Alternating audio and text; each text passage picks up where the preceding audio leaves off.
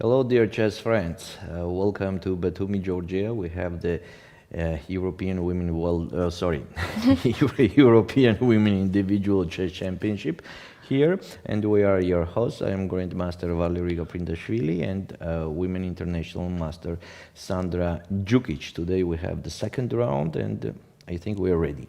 We are ready, and we are looking forward. Yes, so yesterday we had some unexpected results, we have to mention that. So for some top players it was a very good warming up day, but for some players it was a little bit unexpected results. But still we have a long distance tournament, Sandra, right? It's 11 rounds and everything is ahead. Exactly. Sometimes, usually it's very good when you start the tournament with the first win. But as I mentioned, we had some examples where in the first round it was not such a great result, but the end of the tournament was very good. I agree. Yeah. Usually, yes, it's good to start with a good start. Yes, yes. For the few games and not only the first round. Yeah. Okay, so we can actually go to the games as the round is already started, and we can take a look at the pairings. Yeah. Yes, on the first board we have Zhepsova Alexandra against Tsolakidou Stavroula. I would say for people who doesn't know that Zhepsova is a very unpleasant player. She plays under Montenegro flag. I had the opportunity to play with her at the same club, and she is a very tricky player. She likes to play very aggressive, and she is not afraid of anyone. So she's originally from Montenegro. Not originally. Not, she just right? plays under their flag and for Montenegro. Where but she is originally from, if you know? To be honest, I'm not sure. I don't want to say something which is not correct. Okay, so let's take a look. This is what we have after move number 3. So nothing special for now. It was b5 played, and Alexandra decided to don't take on b5. She played knight f3, and Stavroula answered with b4. Okay, so we can take a look at other boards. Here we have Yuliia Osmak against Charis. How to pronounce it? Maybe you can help me. Peglo or Peglo? I think you are much better in a way of pronouncing names. Peglau, but that sounds very bad. Yeah, it does not sound like a German. So she's under the German flag. Exactly. Peglau. Okay, anyway. I think she's very young. I think I was an arbiter on World Junior, actually under 20 years. I will check now, and I know that we tried to pronounce her surname, but we weren't sure even at the end. Okay, so actually we have a very interesting move here that Yuliia did. The last move was h4. That's not a common line, of course, but there are some games about that, and the most common answer for black is to play c6. Then it goes with the c takes d5, c takes d5, bishop f4, knight c6, oops, and e3. So the point of h4 has to be to play somewhere later h5 and continue attacking the king side, right? On the same time, it is stopping knight h5 ideas to attack the bishop, and now in case of knight h5, bishop always can go on h2, right? All right. In this case. Okay, let's see what, but definitely it has to be the preparation, don't you think so? It's a preparation from Yuliia. For sure. Yes, and let's see how Charis will react on that h4 move. She's thinking, right? She's on the screen right now, and she's thinking on h4 move. Okay, definitely it's not something very special and something innermost, let's say like that, but it's okay. There are quite much games. In total, we have around 700 games on that move, so it's not like unknown or novation. Okay, let's go to the next board where we have Maka Purtseladze playing against Ulviyya Fataliyeva. So we have to say a couple of words about Maka. She's not like the regular chess player. She's quite strong chess player and experienced. She's not actively playing chess, but as she's from Georgia and the tournament is also in Georgia, she got the chance to play this tournament. And let's see, I think it will be a very interesting game, by the way. She's quite underrated. I think she's playing much better than her rating. Her current rating is 22.37. But okay, I think that she plays at least on 23.50. So let's see how it goes. Next board we have Lela Javakhishvili against Tatiana Skarbarchuk. Could we take a look at Tatiana? How old is she? Did you hear about her? No, I didn't. I have to be honest, I didn't hear about her. She is 19. 19 years old. Yes. Yes, so quite a young player. So it's always dangerous to play against youngsters because they are with a high energy, always. Very well motivated. They just Very started. They motivated. want to do their best. Yeah, also there is a psychological thing, right? So if you win, nobody will say that you did something special. But if you lost, then it will be kind of surprise. So we have here Queen's Indian, or let's take a look how it was happening. Started like Catalan, yes. Yes, and the E5 line. Yes, and Queen C1. I think Queen C1 is a move there. Yes, Queen C1 is a move, but also not the common move. There is only some 60 or 70 games about Queen C1. The best option to answer for black is to go Bishop E7. Okay, we are wasting the time with the black, but on the same time, white also waste the time with Queen C1 because I don't think that Queen on C1 is doing much. But there are some interesting games with the top-rated players. For example, it was Gabriel Sarkisian playing against David.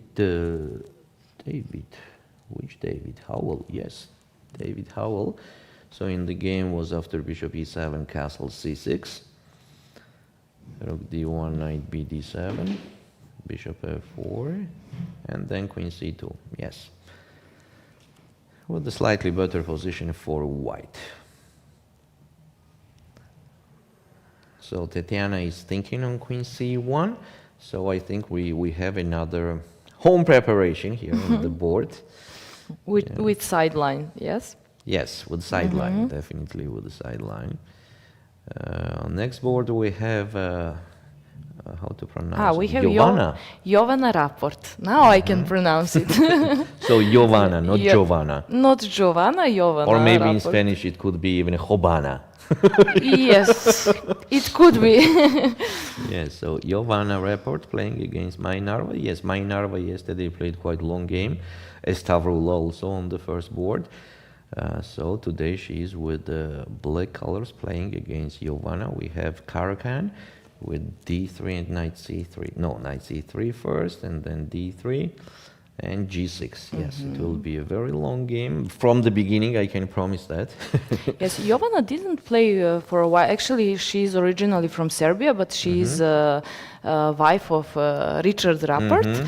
So from when they got married, I would say she not stopped to play chess, but she didn't play actively. But at the time when she was playing, she was doing really great. She's grandmaster, woman grandmaster, etc. And she decided to come back, you know, to professional. I would say. What is her original last name, surname?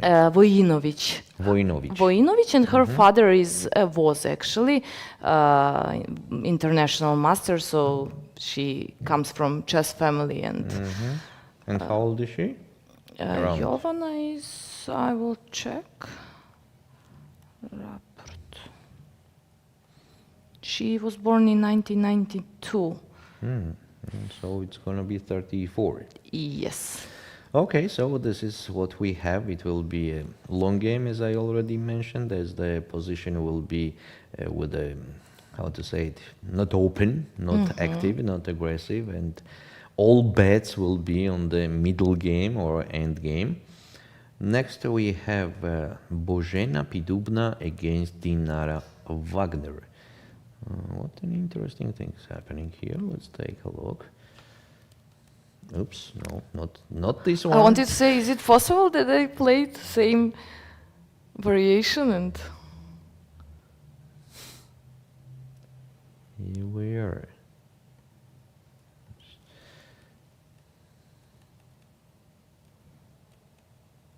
Okay, so just a sec. I have some technical issues. That's it. That's it. All correct. So it was Queen's Gambit, then kind of accepted. E4 and then Bishop B4. Bishop takes E4, take on E4, and castle, which is not the best move at all. It was necessary to support that C3 and knight with the queen C2 or queen D3. Both of them is possible. Queen D3 seems like the best move. Knight takes C3, B takes E3, bishop D6, and it is maybe slightly better for white. More promising, nothing special, but still. So instead of that, Božena played castle. It seems like she does not feel well in this line of the opening because she already spent more than the 10 minutes, and on the same time she did, we can say it as a, maybe not a mistake, but definitely the error. Bishop takes C3. So what do we have here? If white captures on C3, then black gonna be just pawn up, right? Queen D3, knight D5. Yeah. So here the interesting move after taking on C3 is queen C2. I wanted to ask what's the another option, because you said if black takes on C2, so actually white, if white takes. I thought it's the only option to take BC3, but this is very interesting. Queen C2 is interesting, but in this case, black could just capture on B2, take, castle. I don't think white has enough compensation here for 2 pawns. 2 pawns now, there are 2 pawns up. Yeah, but still, they have some initiative as they are ahead in development. So let's see what Božena will decide to do in this moment. Yeah, just a sec. So it was castle and take on C3, and here she is thinking, yeah, if she takes on C3, then I don't think that there is anything like compensation here, yeah, because the knight goes on D5 and just pawn up. And on taking on D5, so the point is that black could not take with the E pawn because of rook Fe1, check, bishop E6, and knight G5. Here white has the decisive advantage. So black has to capture with the queen, and there is no problem with that at all, because C7 pawn actually is not hanging. In case of bishop takes C7, it will be, okay, it's hanging, but there is nothing good in that for, for white. Because after castle, black is still pawn up. They are not already behind even in development, because in next move will be knight A6 or knight C6, and we continue just with the pawn up. Okay, let's see. Let's see if Božena will play queen C2 to get more chances for initiative. Next we have board number 7, Mariam Tsetsladze playing against Ulviyya Kolbasa. A few words also about Mariam. She's from Georgia, and she is quite promising and talented youngster. And her rating is also quite okay for her age. That's 22-34. I think that will be quite tough game for Ulviyya. Now let's take a look at the position. What was happening there? So Italian with the E5 line. And knight C5, okay, castle, and bishop E7. I'm not sure about bishop E7, as I remember knight E6 is the best move here. So the point is that I'm just supporting the D4 pawn. In case white captures on E6, I will capture with the F pawn. And on rook D1, I'll do just bishop E7 and then just do the short castle, and I think black is absolutely okay there. On knight E6, the very interesting line is to play C3 with white. It is kind of the same mood. You have to continue with the same mood, yeah, to sacrifice another pawn. But black has here a very strong answer: d5. E takes d6. Bishop takes d6. C takes d4 and just castle. Here d5 makes no big sense because there will be just knight d4. Any of the knights does not matter. Knight takes, knight takes. And definitely this position is much better for black. They are ahead in development, and also they are creating some concrete threats. But in the game was bishop c5. Sorry, not bishop c5, bishop e7. And here Mariam is thinking it seems like the best option and the logical option is rook d1, as if now knight e6, then it will be c3, actually very strong, as we don't have d5. I mean, it's not so powerful now to play d5, and on the same time, if black captures on c3 after knight c3, here is a huge initiative and compensation more than the pawn. So let's see if Mariam will play rook d1. It seems like that she was better prepared in the opening, as she spent only 1 minute, and on the same time Ulviyya spent more than 12 minutes, I mean almost 13 minutes, but she played bishop e7. I think Mariam was prepared exactly on knight e6, and on bishop e7 she started thinking. But on the same time, we have to mention that the rook d1 is so obvious move that I think she will do that move. So as I already told you, I think that this game will be quite tough and complicated for Ulviyya, actually, as the yesterday's game. And okay, let's say straightly, you know, I don't think that here is any easy games on the top boards ever in any of the rounds. So we can continue now and move to the next board, number 8, where Olga Badelka is playing against Noga Orion from Israel.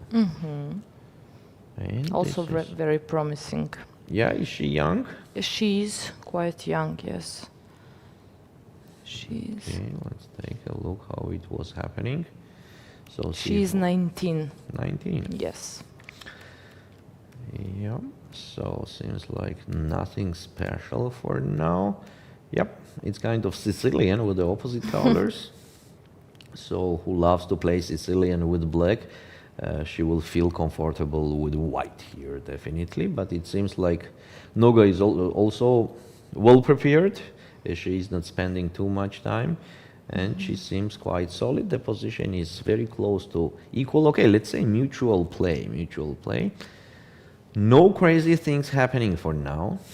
Let's go ahead. And here we have Anastasia Kirtadze against Sabrina Vega.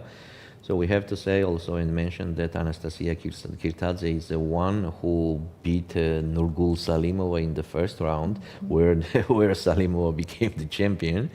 So this is very promising youngster also. Anastasia, she is one of the most talented youngsters in Georgia, and let's see how the game goes here. I think the same here. It will not be the easy game for Sabrina Vega. And let's take a look at the position.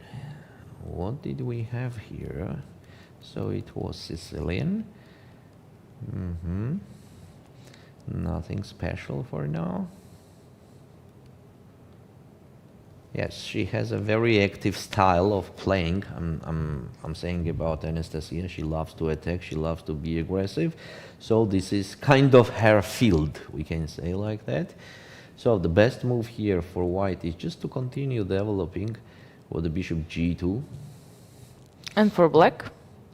For black, maybe h5 once to disturb that pawn.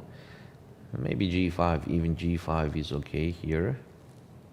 And then somehow, actually it's a good question what to do with the king for black, right? Maybe just stay in the center. Why not? Right. Just play bishop e7 somewhere and just stay in the center. Yeah, it will be complicated game. Definitely it will be a it's unusual. We already have the unusual positions of the pieces on the move number 12. But still it's not like too aggressive game, which we love to see and watch. Next board we have Gunay Mamadzada playing against Anna Kubicka from Poland.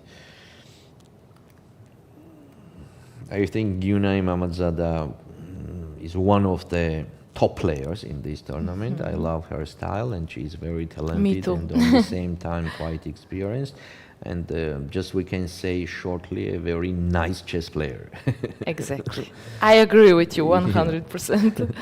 So we had here a Spanish game with a very main line, and later bishop takes c6. Here one of the main lines is to play c3, but Gunay decided to capture on c6 and play d4.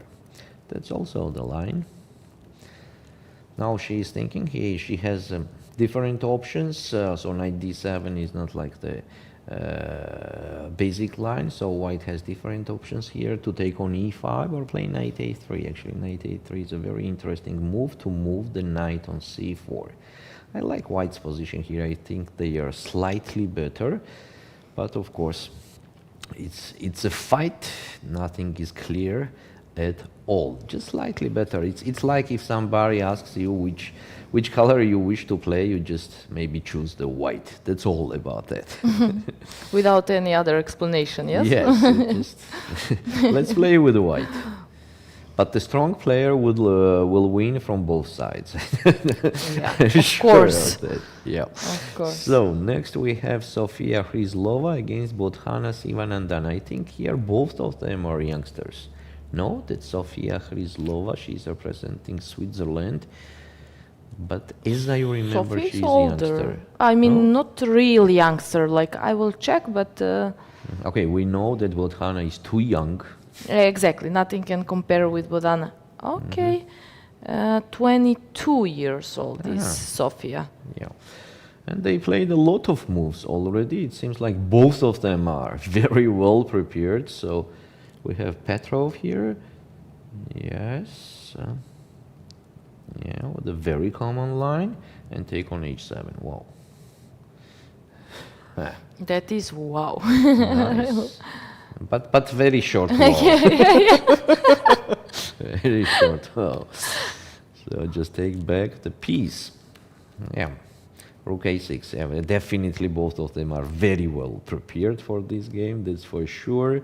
We can see it easily. They already did 16 moves in few minutes. The position is with a mutual play. White does not have any big advantage, but okay, black has to be careful to don't get under the straight and huge attack. I think queen f5 looks very nice here to play on the light squares, yeah, and to open up the rook to play on to put it on g6. So it's a mutual play. For example, rook b3, rook g6. Now black king is safe. h4 is very interesting, by the way. It is. Yeah, what's going on? f6 if I doesn't play work, just h5 like this, and... yeah, to get out from the g file, and on h5 to just go on c6. Maybe a little bit dangerous, but the pawn is hanging. Pawn is hanging. Yeah, it's a mutual Rook play. c3 I can play. Rook c3 on rook c6, you mean, right? Here, Yes. rook c3, so I take. And when you take, I will just develop with bishop e6. And of course, I'm ignoring that the c7 pawn is hanging. I don't think taking that would be a There good is rook option. c8. Yeah, just rook c8, queen takes a5, rook c2. And Now when- it's dangerous around Yes. white's king. Yes, in the different, opposite color bishops, it is very important who has the initiative. So here black is the side who definitely has the initiative. So it's a mutual play. Let's see how deep they prepared. Yeah, because here, who start thinking? Let's take a look after queen d7, f4. Queen f5 was in the game. Yes, I just wanted to say we have a move from black and... And from white also, right? She already did something. No, I think she just... Aha, she did? Yes, she did. I thought she After was queen just f5, writing. She responded immediately. Okay, we can So easily still see. they are well prepared. Yes, we can easily see on the face, right? But Anna is kind of hiding that, but she definitely knows what she is doing. So young and so experienced. Okay, let's move to the next board. Next board we have Fiona Sieber against Hanna Marie Kleck. Oh, it is a German pair. German pair where the higher rated player is Hanna Marie Kleck. And Fiona Sieber, which looks like quite young. Could you check her? I will. Just to birth find. age? Which board? It is board number 12. Sieber Fiona, let's see. Well, 26. 26? Yes. Oh, I just saw this picture here, you know, and it looks like Maybe she's it's quite from young. younger days, or she looks much younger Yeah, than. could be, Yeah, yes. both could Okay. happen. Okay, so it was C4, E5. Also sideline, but quite quiet line. It's not like very aggressive and not complicated and crazy things happening here. It is black to move. So they are spending, both of them are spending the enough time to say that it's not like that any of them has any special problems, or opposite, that it is like a very well prepared opening from any of the sides. So, and the position is also quite, how to say it, mutual play, let's say like that, mutual play. I don't think that the black has any kind of troubles. For example, knight bd7 or even rook e8 is possible. Yeah. And it will be long game. Yeah, very for long, sure. very long game. Let's take a look at the board number 13, where we have another same country board, let's say like that. Feudalieva Govhar playing against Turkan Mamediarova. Both of them are very experienced players. I believe that they know each other very well. And as I see, we have Nimzovich here, right? So d4, knight f6, and bishop b4, yes, with a knight g2 and f3 line. Yes. Black could do just castle, bishop e2, and slightly better for white based on the pair of the bishops. Here also nothing so special is happening. I just want to see somewhere to enjoy by myself, and also for our chess viewers to show something very crazy. You know, sometimes it is happening, but it seems like not today. Not today. Today is not yet. that day. Yeah, not yet. Yeah. Here we have Teresa Rochstein against Lilith Myrkchian, again another very solid and experienced chess player from Armenia, playing with black colors here against Teresa Rochstein, who is all on the same time the women grandmaster. And we have this position after move number 9. It was Pirsov-Imtsev defense. Yes, a very classical line of Pirsov-Imtsev. It is, let's say, it is more promising for white.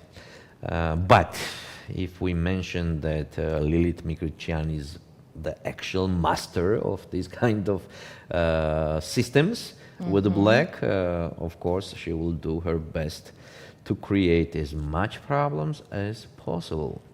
But another long game.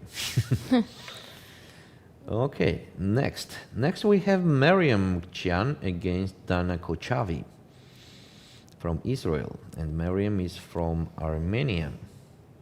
And here it seems like we have something interesting. So queen d4 and queen d2 line of Sicilian, okay, b3. This is kind of tricky thing. Okay, the idea is quite simple, to do the long castle that happened in the game. So I don't think knight, black reacted well on that b3 move. Bishop h6 seems very interesting. So definitely the point is that if queen moves somewhere, then I just take on c1 and then just continue with knight f6, and it means that b3 was just time wasting. Also, white queen jumps too much. So f4, this is how the white has to face bishop h6, and here f5. But if you are not prepared on that, of course, it is very difficult to play it at the board, and we also have to mention the time on the clock for Dana Kochavi, she already thought almost 20 minutes. It automatically means that this position is something new for her. I think so. I mean, Yeah, okay, the let's other see. thing could be that she has some games and she thinks if she should tries to go for remember something also she on the same played, time, yeah, or could maybe be, to skip yeah. preparation or something like that. But still, bishop h6 here seems like better than bishop g7 is after bishop b2 and long castle. This is a very lucky moment for white to do the long castle, and white's position is quite comfortable. In the game was bishop e6, f4, rook c8. Here white is thinking maybe just king b1. It is just a typical move to make the king safer. So white's position is more promising here. Board number 15, it was 15. And actually we can go back to the first board. To see what happened in meantime. Yes. So on the first board, we have Alexandra Zhrevtsova, where nothing happened at all. It was only one move played, a3 and g6. a3 and g6, so it's the same kind of position. So if white captures on b4, it's not dangerous at all. There is no problem with that for black. They can support that pawn with a5 later, then play bishop c5 b7. is nice c5 square. is a nice square for the knight. So let's see what Alexandra will decide to play in this position. Let's take a look at the second board where Yuliia Osmak played h4. Yeah, and actually it continues like we were saying. E3, then later maybe bishop e2, knight e5, like this. So bishop e2, knight e5, then h5 to open up the h file in case of the castle for black. And that will be quite a pleasant position for white. Maka Purtseladze against Ulviyya Fataliyeva. So here we also have a very typical structure of the Queen's Gambit, Carlsbad. So maybe bishop d3 is the best option to trade the bishops there and then just prepare the attack on the queen side as it was happening in the old sweet ages. So next, Lela Javakhishvili. Let's take a look at that also. After queen c1, a lot of smart things happened, as we see. c5. Okay, we mentioned that the best option here was maybe to play bishop e7 or c6. So Tatiana decided to be active. She played c5, take on c5, d4, take, and knight e5. Queen c7. Queen c7 is kind of error. It is much better here to play knight d7. Yeah, it's much better for black to trade some pieces. So knight d7 was the perfect option. And in case white don't trade, then we can push even e5. And this is a mutual play. Instead of that, Tatiana played queen c7. On the same time, also let's pay our attention on the clock, where Lela thought only 3 minutes and Tatiana thought for 25 minutes almost. It means that she does not feel so comfortable in this position. So queen c7 and knight d3. It was a very interesting move here for white to play queen f4 to give c5 pawn and then play knight d3. Give c4 pawn also, but knight d2 to develop with tempos. And when the queen goes on b5, there is no better place to go than to take on d4. And on knight c6, that to capture also. Wow. Yeah, b takes c6 and we can be pawn up here. Should I take with the queen on c6? If you take with the queen on c6, I don't think that b4 Nothing, pawn... just castle and... yeah, b4 pawn survives. I don't think so, yeah. I mean, there is no way for this pawn to survive either way. Yes, so quite interesting. That queen f4 is quite interesting move. Okay, Lela did not think much here. Maybe she just loves to continue like she did, knight d3. And it is the part of the preparation. Knight a6 was in the game and queen f4 now. Oh, yeah, that's quite interesting. No, the very important moment in the game. The black has only one move to stay in the game, otherwise the position will be very bad. Yeah, so maybe that was Lela's point to go on this line. Yes, because it is quite difficult to play the move which is the only and the best here for black. This is e5. And even in that case, white just captures on e5, capture, knight takes e5. Threatening knight b3. Knight d2 is necessary to do. And there is some advantage maybe for white, but black has the initiative. And when the knight goes, then Knight maybe even d3. knight d3 check, and on king f1, just capture on b2. It's an end game, but crazy lines. Take on d4, rook d8. She just played, I think, e5. She played e5. Let's take a look. I think so.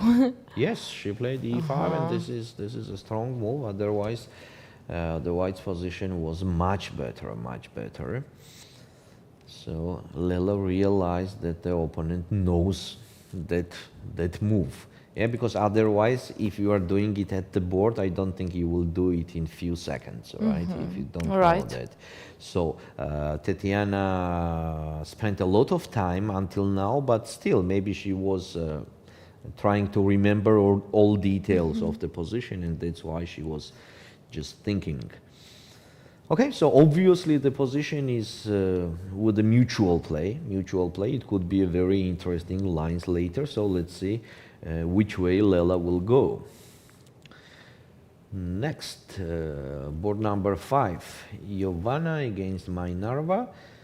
And look at the clock of Mai Narva on the move number 4-5. Yeah, half an hour gone. Yeah. So it's good strategy from Giovanna. Yeah, definitely. Yeah, when you just grab 30 So far minutes. it works. Yeah, and for nothing. I mean, there's nothing happened, and the half an hour just gone. But still, of course, it does not mean that white already have the advantage. They have the advantage on the clock. The position obviously is absolutely okay for black. I think the most obvious and expected move is knight c6 and later play e5. A long game, and nothing so special or different is happening here. Next board number 6, here we have Božena Pidubna against Dinara Wagner. And what happened here? Oh, that was interesting, right?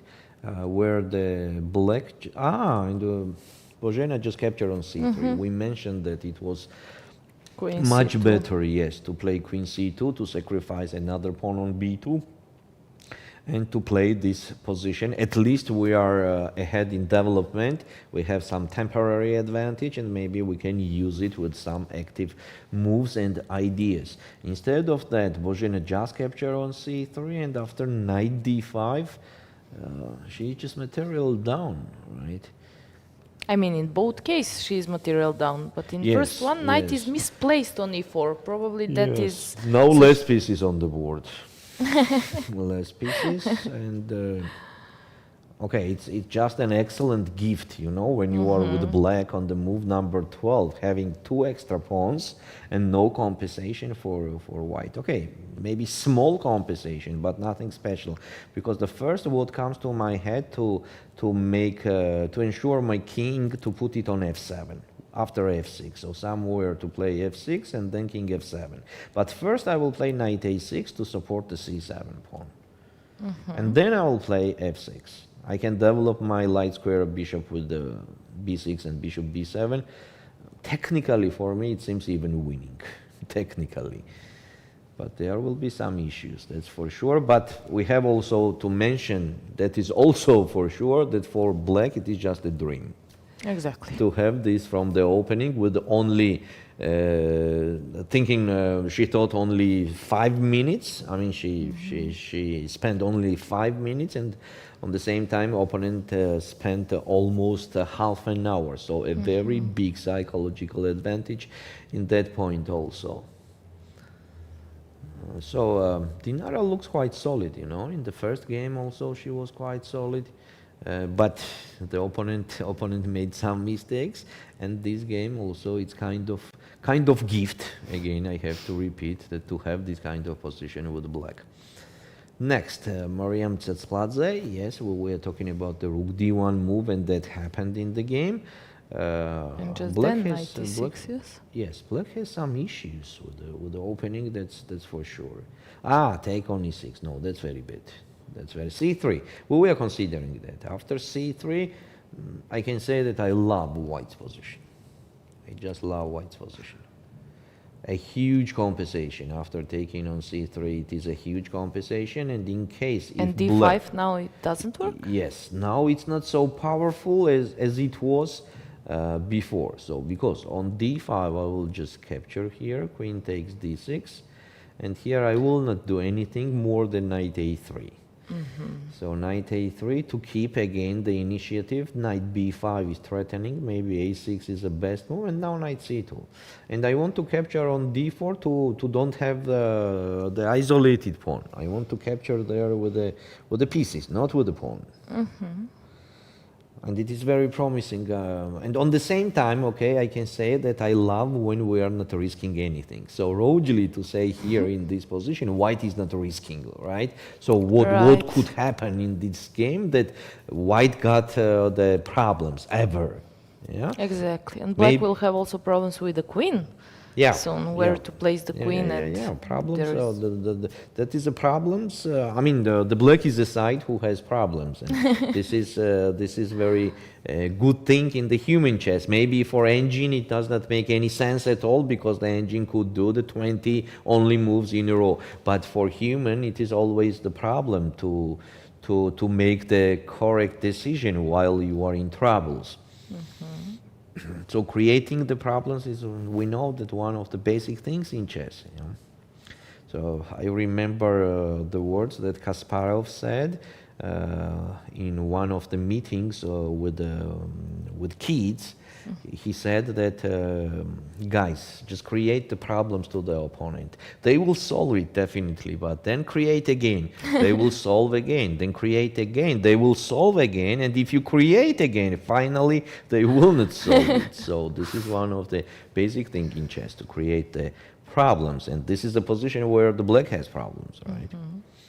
But that didn't happen. Yes, but it didn't happen. Mariam just captures on e6, d takes e6, maybe f takes e6. I love that f takes e6. I don't know why, but I love that f takes e6. And in case of taking on d4, rook takes d4. I have a pair of the bishops, right? The healthy pair of the bishops. I don't think that the d7 pawn is a big trouble.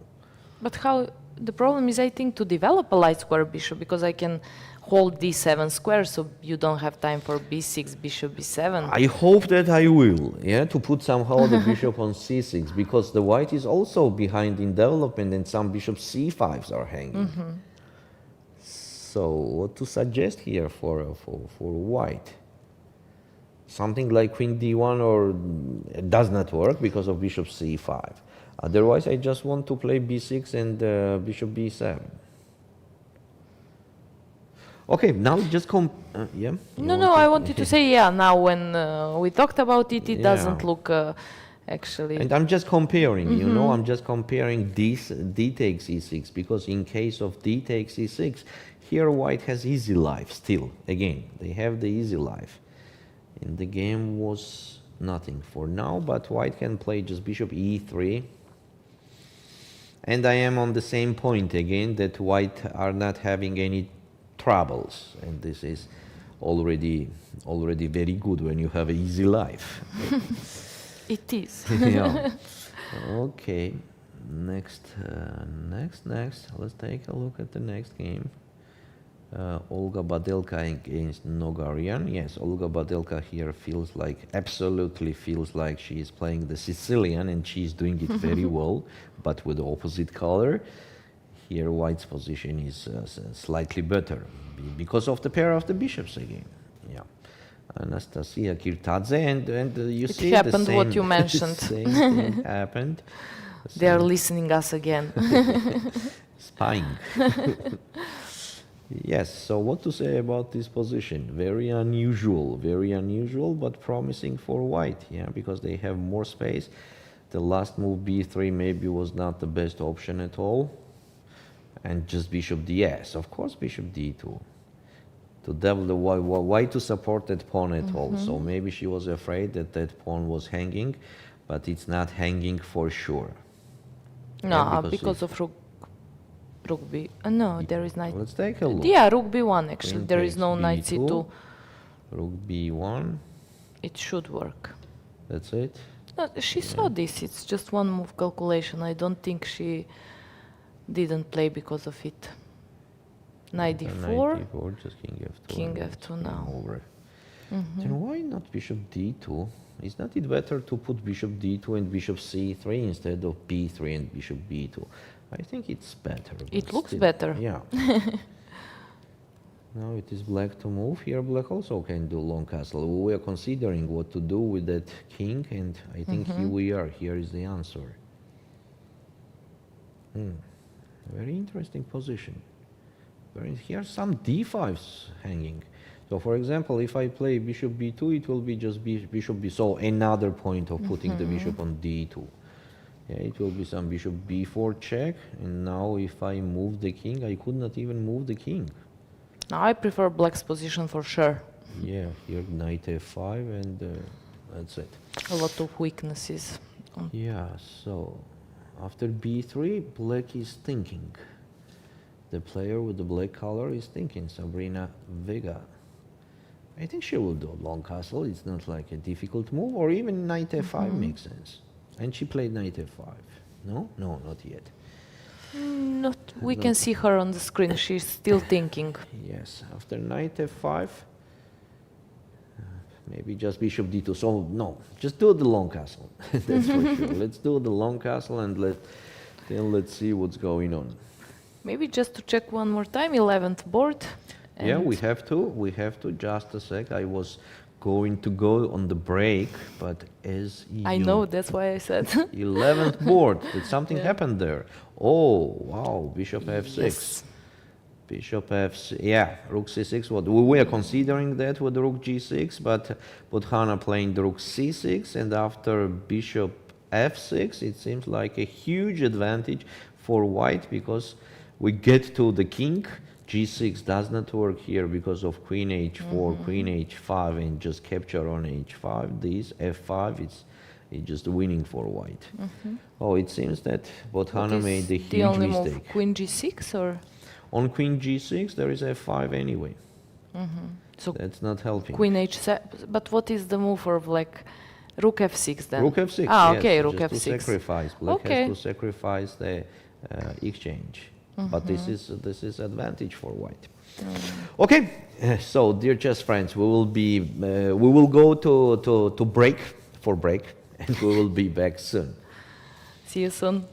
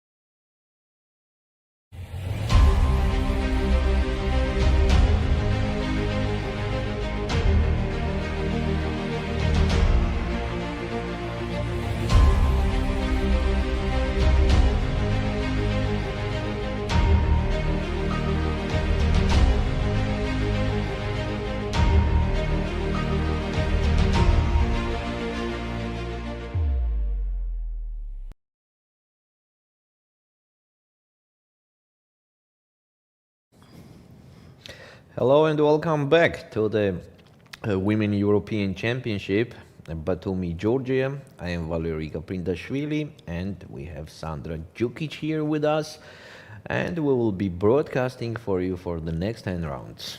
One already passed. So we stopped at a very interesting game.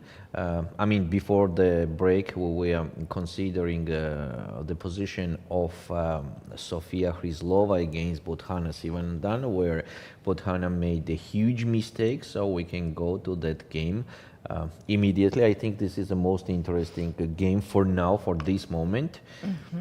So after f4 here, queen f5, yes, we're suggesting that move, and after rook b3, we said that the best option for black was to play rook g6 to make safe the king.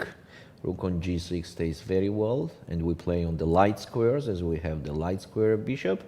Maybe still slightly better for white, but nothing special. And instead of that, Bothana played rook c6, which is a mistake. We can say this is a blunder, as after bishop f6, white has a decisive advantage, a huge attack on the king.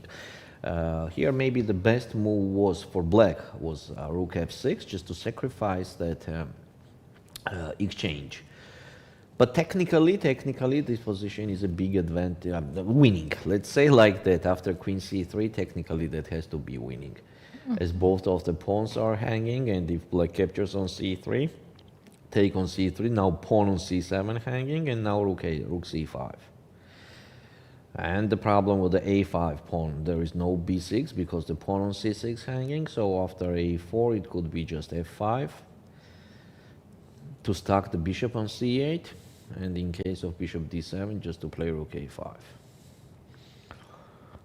B6, b5 makes no Rook big a7. sense. Yeah, rook a7, and okay, technically just winning. There is nothing else to say. But in the game was queen h7, which is actually worse, but maybe with better practical chances. Let's take a look. What could we suggest here for white? It is so big option, like we can continue with queen g5 or just f5. f5 seems to me more powerful. And what after queen g5? Because I don't see. Queen g5, and we want to play rook g3, right? Yes. I wanted to say either rook h3, but I just realized there is a bishop on c8, so f5. I choose f5. Well, queen g5 is quite powerful, because it seems like there is only move for black to play king h8, and the thing is that if you go on this line with white here, you have to find out this move, which is the only move to continue with advantage. Yeah, so the point is that if black captures with the rook, then rook h3, and we block that bishop that was disturbing you. Exactly. And in case of bishop takes e6, then there is f5 with tempo, and then still rook h3 is coming. So, but if you don't see that e6 move, then in this position there is nothing else to do, and black is okay, absolutely okay. So maybe that's why just f5 makes more comfortable life for white. Yeah, we're kind of dominating on the king side, yeah. Exactly. Next I can do whatever I like. Queen g5 is hanging. Now queen g5 is actually hanging. So if black plays queen h6, then just rook bf3, then rook f4. Slowly and quietly. We have no rush. If I am with the white here, I agree to look at this good position for a whole day. Exactly.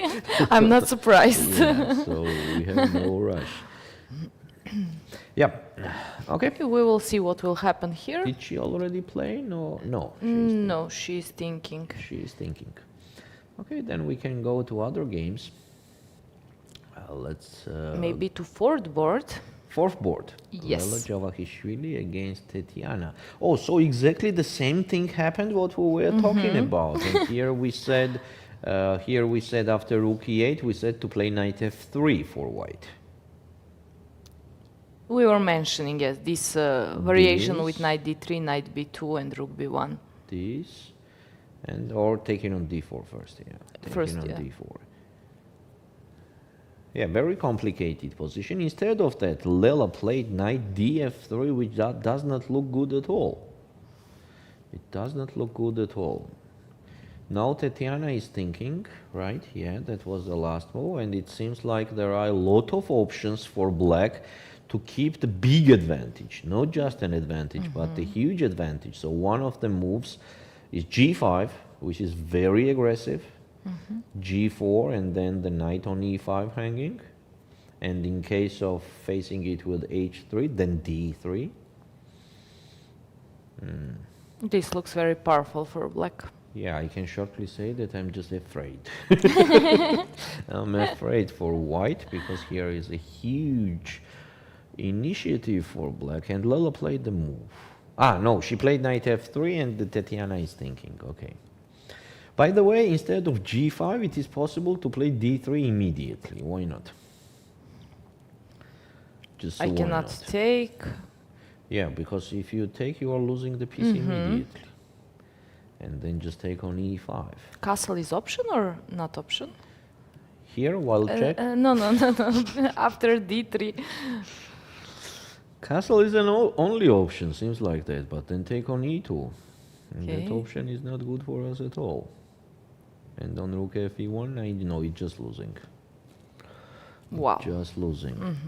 So maybe e3 then. e3. Let's take a look at e3.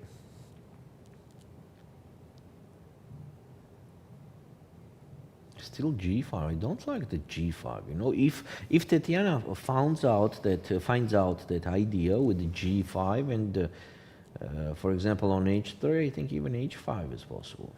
Yeah. This is a very powerful idea. And the troubles that we have immediately. Seems like white is forced to play g4, and in that case knight fe4. It looked like Lela is very well prepared at She the was, beginning. yeah, she was. But She did not like that somehow e5 she will move. struggle because of the opening, not her Yeah. opponent. Speaking of openings, I just have to mention that we have a poll on our YouTube channel. What's your take on the fighting spirit in the openings for the second round of the European Women's Chess Championship? And the options are 4: thrilling, full of sharp twists, happy, highly instructive, a bit too solid, actually peaceful, and others. So we invite our followers to be active. yes, yes, exactly. To be active. Okay. Okay, thank you for that information. You're welcome.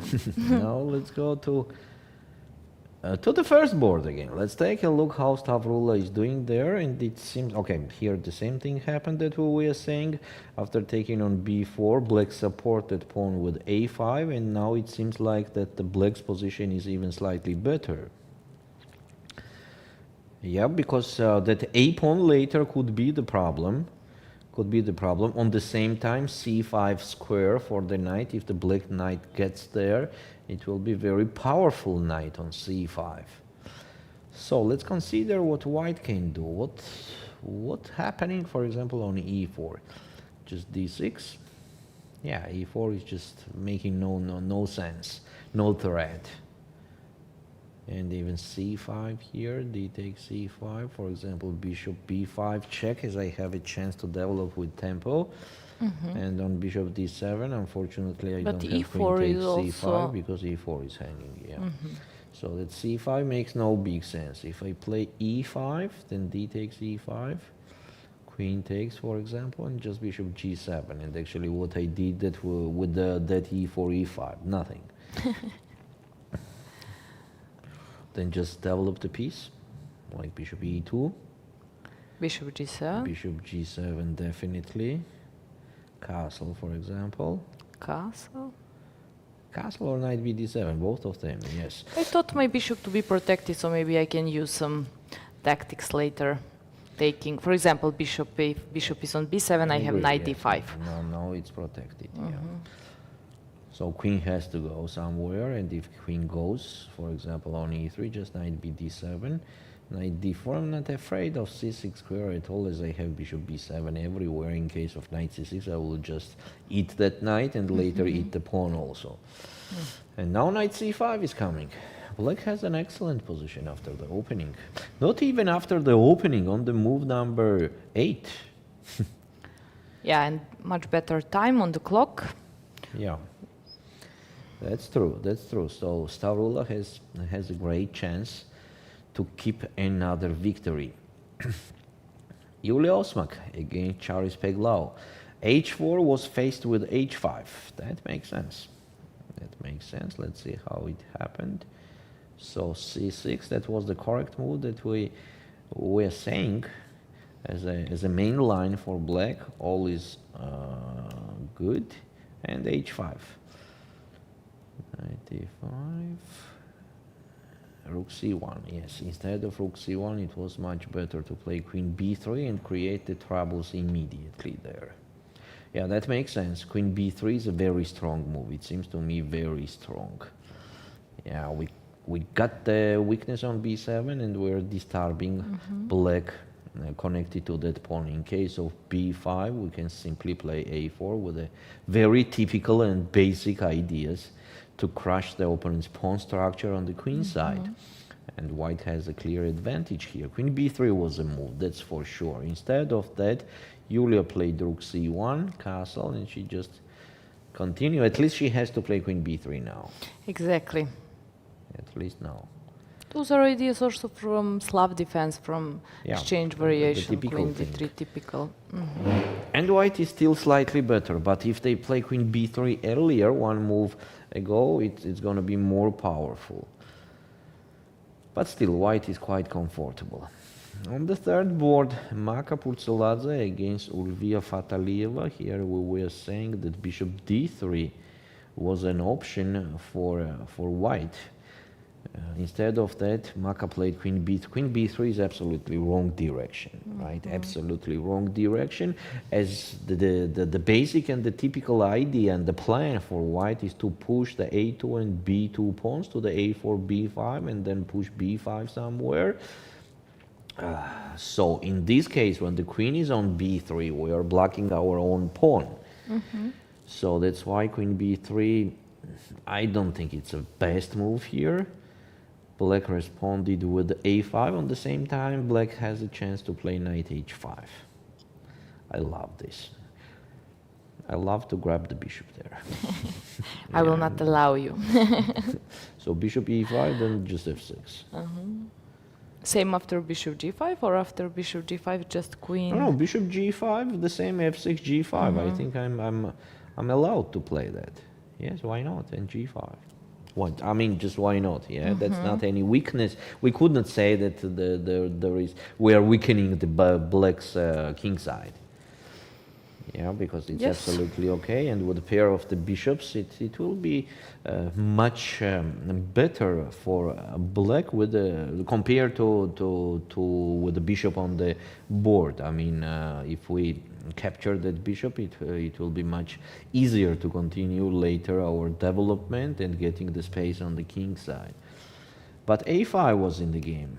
a4, the same knight h5 here. Instead of that, Ulviyya played bishop b4, bishop e2, and knight e4. Again knight h5. Yeah, I like that knight h5. But somebody likes knights more, so maybe Ulviyya is the one who loves knights. So this is a position. What to suggest for white? Castle, right? The most obvious move. Castle, and h3 once to make safe that bishop. Of course, black does not have any kind of problem. More, I think they are even slightly better here. Yeah, this is very pleasant for position for black. Just it's like feel free and play. Okay, board number 4. We already reviewed Lela Javakhishvili's game, where Tatiana Skarbachuk is thinking. She's thinking that actually this is a moment to think, but not too much, because 35 minutes on the clock. Just pay your attention that 35 minutes is already too few. It's about 25 more moves to play until the first control. So, like you will think somewhere another 10-15 minutes, and that's it. You are in the time trouble. Exactly. And the position does not make any sense anymore when you are in time trouble. And of course, we have to mention that Tatiana, of course, has kind of pressure because she is playing against a very experienced chess player, and maybe she could not believe, or she saw that she has less advantage that it is actually. So she has to believe. She has to believe. And not only in this case, everywhere, always, when you are playing against a higher rated player, we all know that sometimes we think that our opponent is correct everywhere. Exactly. You don't even think that he blundered or she blundered something, or you are not accepted that yes, fact. Yes.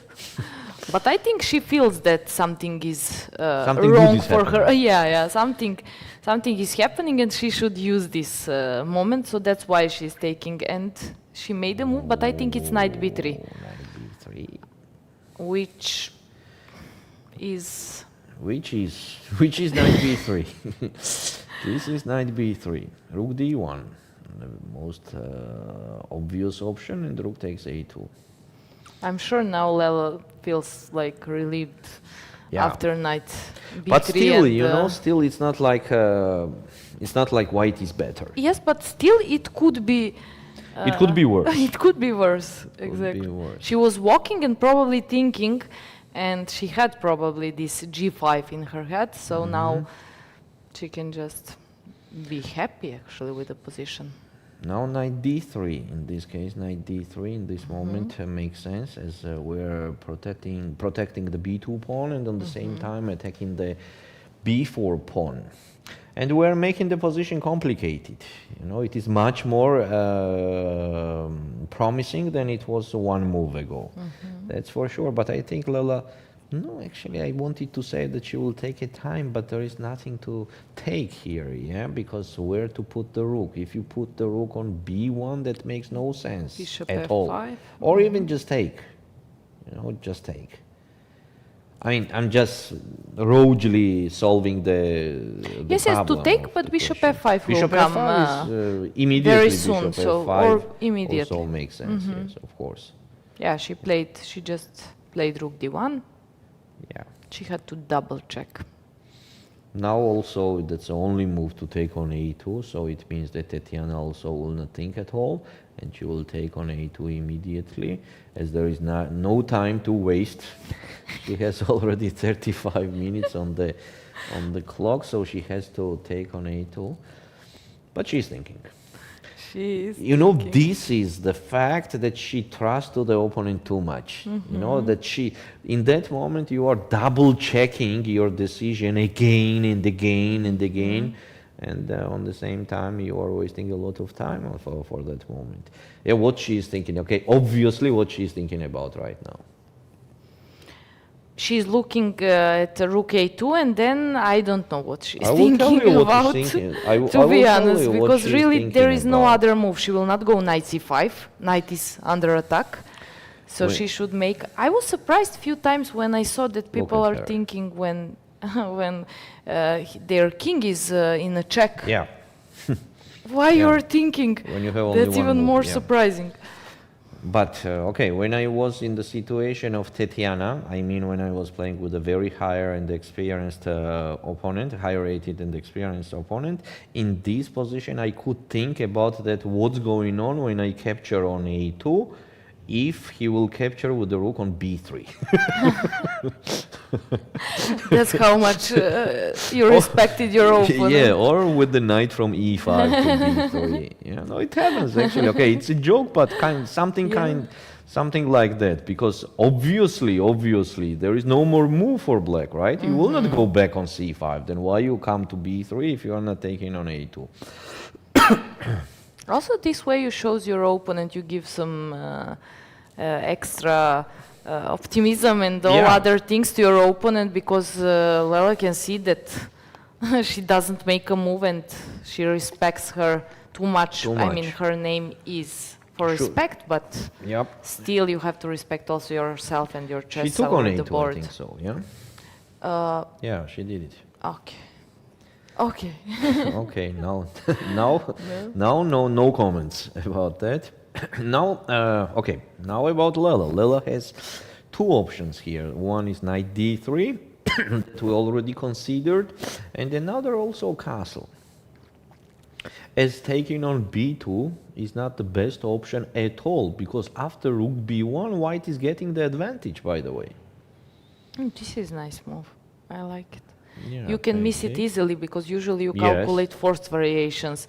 Knight d4, rook d, you don't think about rook b1. So. Yes, and on knight c5, just take on b4, and definitely white is better here.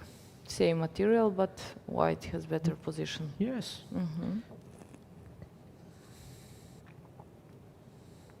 So after castle, black has to play bishop f5. But bishop f5 is not an easy move to do. You know, when you have the pawn there on the plate, how to don't eat it. Okay, let's see. I think so that Lela will play castle there, because it is a little bit more tricky move, mostly when you see that when the opponent takes on b2, you are getting the advantage.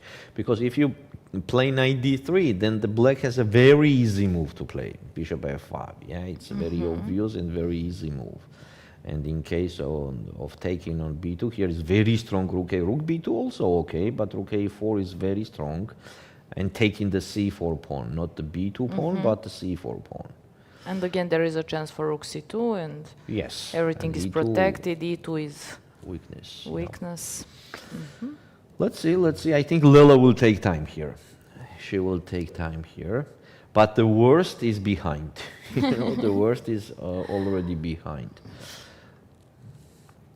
What else do we have here? Interesting. Actually, not interesting, but I hope very interesting. Okay, let's go to Bothana's game again. So what happened there? f5 happened, queen h6, and here Sofia Hryslova is thinking, we were suggesting in this position to play rook bf3, and then rook f4. That makes sense. Why not? I mean, yeah, I am on the same mind. Why not? Rook f3, then rook f4. This looks very hopeless for black.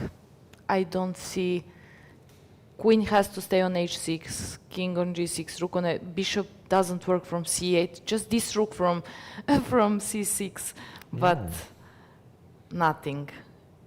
It seems like just winning. Yeah, we can say like that. It's just winning because that rook f4 is unstoppable, and then whatever rook g4 or rook h4. It's just kind of winning. That will be a very big achievement for Hryslova to win like that. Also, saving the energies is the important part. Maybe not in the beginning of the tournament, but when you are saving the energy now, you can use it later in the tournament, in the later rounds. So to win the game like this is always very pleasant. Especially against Bodana, who is Bodana, very yeah. unpleasant youngster. Yeah, against anybody, against anybody. Okay, let me check what else do we have here.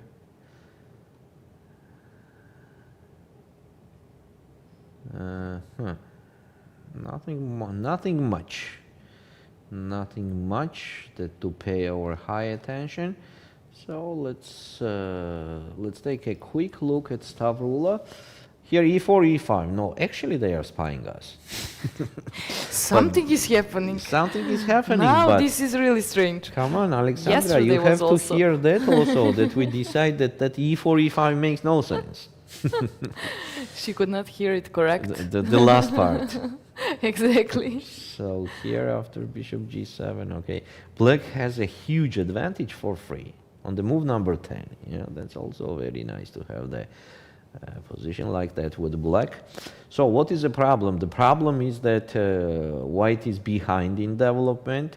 There is some threats on the dark squares.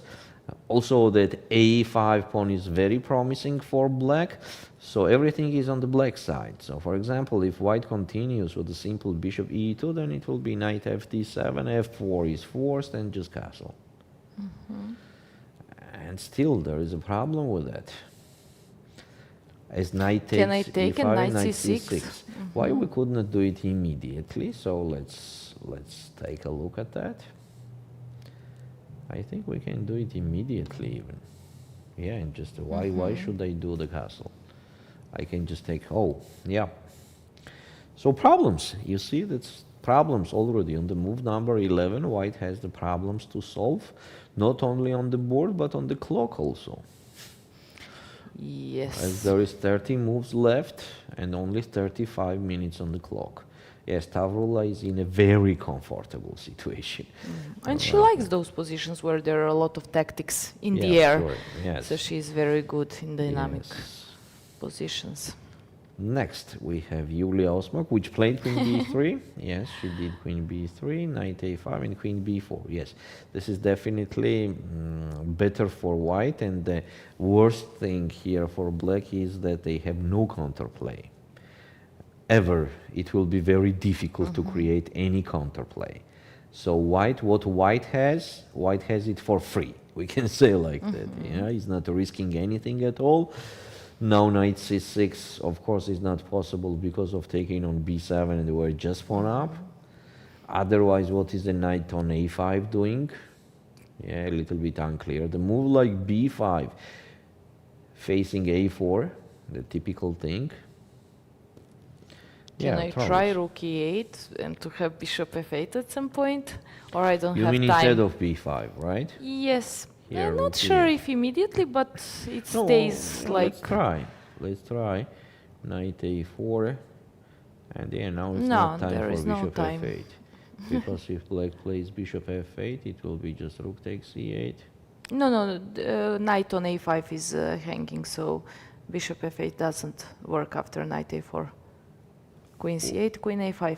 No, bishop could take on c5, c8, right? We can take with the bishop. We can take I with the mean, we can bishop. hold like that, but still, very bad position, even queen b6.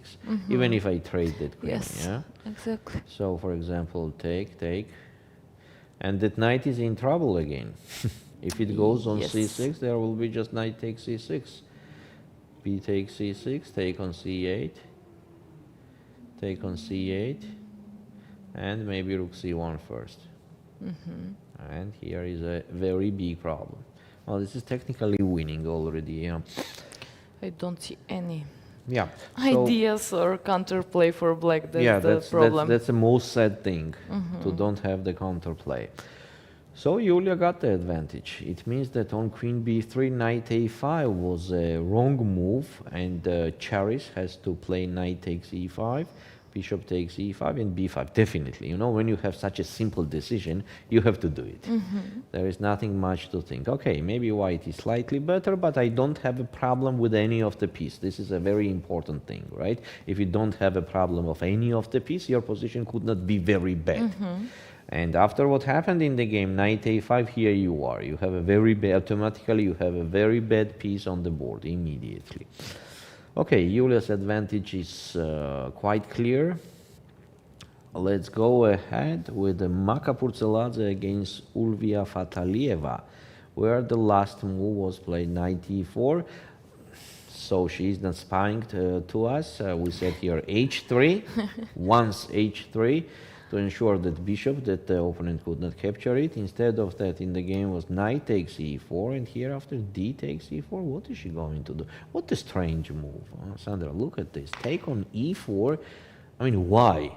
Yeah, why to take that knight and to give the chance to the opponent to capture like this? And to bring any piece on d5, yeah, most bishop, probably knight and bishop. I mean, just why? When it was not forced at all, right? At all. So what could be the idea? I just don't get it. What could be the idea of the... Now knight is hanging, I have to move the knight. Not on e1, definitely. I have to... God bless you. Thank you. Knight e5. After knight e5, we can do whatever we like with black. Bishop e6, knight d5, or first queen e7. It's kind of... black has advantage. Yeah, it started with queen b3. Yeah. And yeah, absolutely wrong way. Wrong she direction. realized in meantime, I'm sure, Maka, that probably queen b3 was the first wrong decision, and because of this she suffered, because there are few tempos, bishop, and then the trouble started, and then you don't feel comfortable, you start to make even worse decisions. Yeah, when you want to change something. Exactly. Okay, after knight e4, Ulviyya is thinking, but I'm completely sure she will take with the pawn and having the slightly better position. Let's take a look at Lela. She played knight d3. Yeah, she played knight d3, and happened what we were talking about. Bishop f5, very simple move for black. Very simple move. Here, if we trust to engine, it says that the short castle is the best option to give that pawn on e2 and play knight fe5. Wait, so pawn is on b7. b6, bishop knight. f3, bishop takes d3, knight takes d3, and rook d2, knight b4. I think here I have a chances to survive, but to survive, nothing more. Yeah, some chances to survive. But also not an option, you know. I mean, it's not even psychologically. From studio, it looks complicated. Yeah. So no castle. Forget about the castle. Just take on b4, and rook a4 we mentioned. Yes, as rook the a4 best. is very strong, because if black captures on b2, then just castle. I think black, if this position happens, black will capture on b2. I also my think the prediction. Same. Yes, I think the same Rook way. a4, it's not so easy to find. Yeah, but also we have to mention that fact that does not matter what's going on the board. In the brains, you have that fact that draw is okay against such a kind of player with black, mostly with the black colors. So I think Tatiana will not risk much, and she will be super okay with draw. And okay, maybe not She's draw, but to black, be tomorrow safe. probably white. Yeah. It's good start, 1.5 out Definitely. of 2. Definitely, definitely. Okay, let's take a look at other boards. Here we have Giovanna Rapport against Mai Narva, and the last move was kind of bad. Knight f3. Something. Instead of knight f3, yes, obvious e5 makes more sense. Instead of that, Giovanna played knight f3 and giving the chance for black to capture on e4. Yes, and just by itself, those pawns on e4 and f4, it's not like a big strength. It could be more the weakness than the strength, because if we push any of them, then the weak squares appears immediately. So if I just continue with black, bishop e6, knight g3, just king h8 to have the square on g8 if I need so. Also, I make my king more safe. Yeah, it seems like black is slightly better here. Next we have Pidubna Bozhena against Dinara Wagner. Oh, and she did that f6. I'm talking about Dinara, but she didn't. She did not. But she gave the pawn on c7. She did not do knight a6. We are saying knight a6 here. Definitely, it is. But I mean, just why to give the pawn? I understand that knight c6 is a better place for the knight, but yes, there is no light square bishop, so this knight cannot be attacked, and there are no threats, so we will have time to maneuver with the knight. yeah, but sure. But she decided knight c6. Knight c6, take on c7. The same thing is happening, but we are we have for 1 pawn less. Rook c1, king f7, h4, h4. Where are we going? What are we attacking? Yeah, maybe it was better just to develop another piece. Why not? Rook fd1. And still, now 1 pawn maybe is not a big deal. When we have the opposite color bishops on the board, it's going to be a big issue for black to use that extra pawn. if I manage to push d5, that would be good. Excellent. Yes. But it's not easy. Excellent. Yeah. Okay, so h4. h4 was in the game here for black. Now that things are a little bit easier. First of all, we can take care about our king, play rook e8, develop the rook, and on the same time, in case we need to move the king on g8, we can do it anytime. So black has advantage in this game for now. Next game, Mariam Tseskladze against Ulviyya Kolbasa. And what do we have here? So, wait a sec. We stopped basically here after taking d6. We were saying bishop e3, right? So obvious move. I mean, it is so obvious move for me.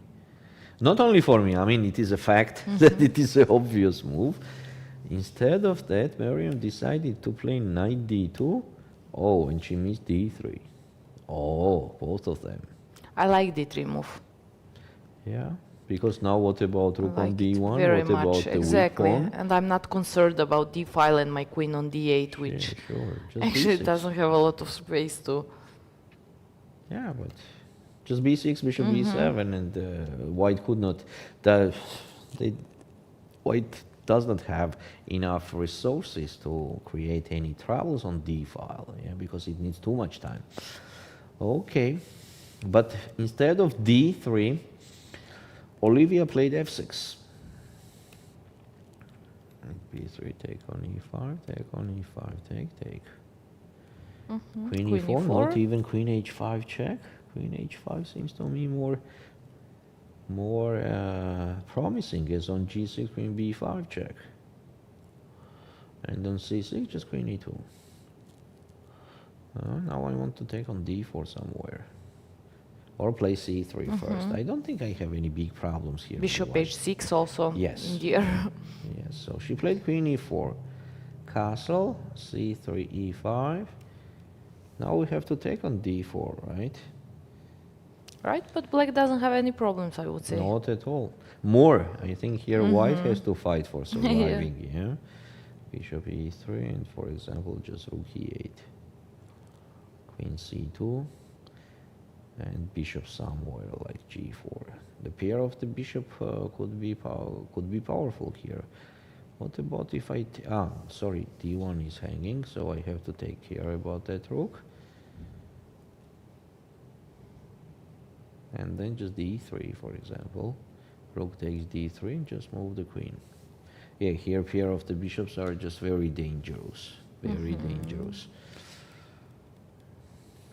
Okay, let's see what Mariam will decide to do there. Olga Badelka is getting more and more advantage step by step. This is a clear fact and example how somebody loves to play the Sicilian positions, the Sicilian style, and she's doing it very well with white. It seems like nothing special is happening, but step by step, she's improving her position and the pieces and getting the bigger advantage after each move. Yeah, I like how she's doing here. Yeah, so the fact is there is nothing much to analyze in this position because nothing concrete is happening, but as you see, step by step, white got more space. Now they will continue developing and improving their pieces. Mostly they will move with the queen from e1 and put the rook there, and maybe the white bishop on f1, so like this. Queen on d2, rook on e1, and bishop on f1. And then start threatening with f4 and the things like that. I love white's position. Yeah, the position, the advantage is quite, not a big one, but quite clear. Next, Anastasia Kirtadze. Oh, there is no queens on the board. That's a big achievement, by the way. There is no and queens. the pawn. We mentioned this d5 that it could come at some point of the game, but obviously this was wrong moment. Which Vega chose. Yeah, we were saying bishop b4 check here. You remember? Yeah, bishop I remember. b4 check. So she played d5. Oh, bishop d5 has to be done because on queen d4 there is a bishop b4 check. And what the white is doing here? Oh, that's a very important detail. Bishop b4 gives a very big advantage to black. King has to move, right? This is a fact. King f2 and d takes e4. Wow. Forcing rook d2 to is capture, a threat. yes, and now rook d2 is hanging, which is a very big problem. Actually, rook d2 immediately here. Oh, I miss it. First rook d2, check. Checky. Yes.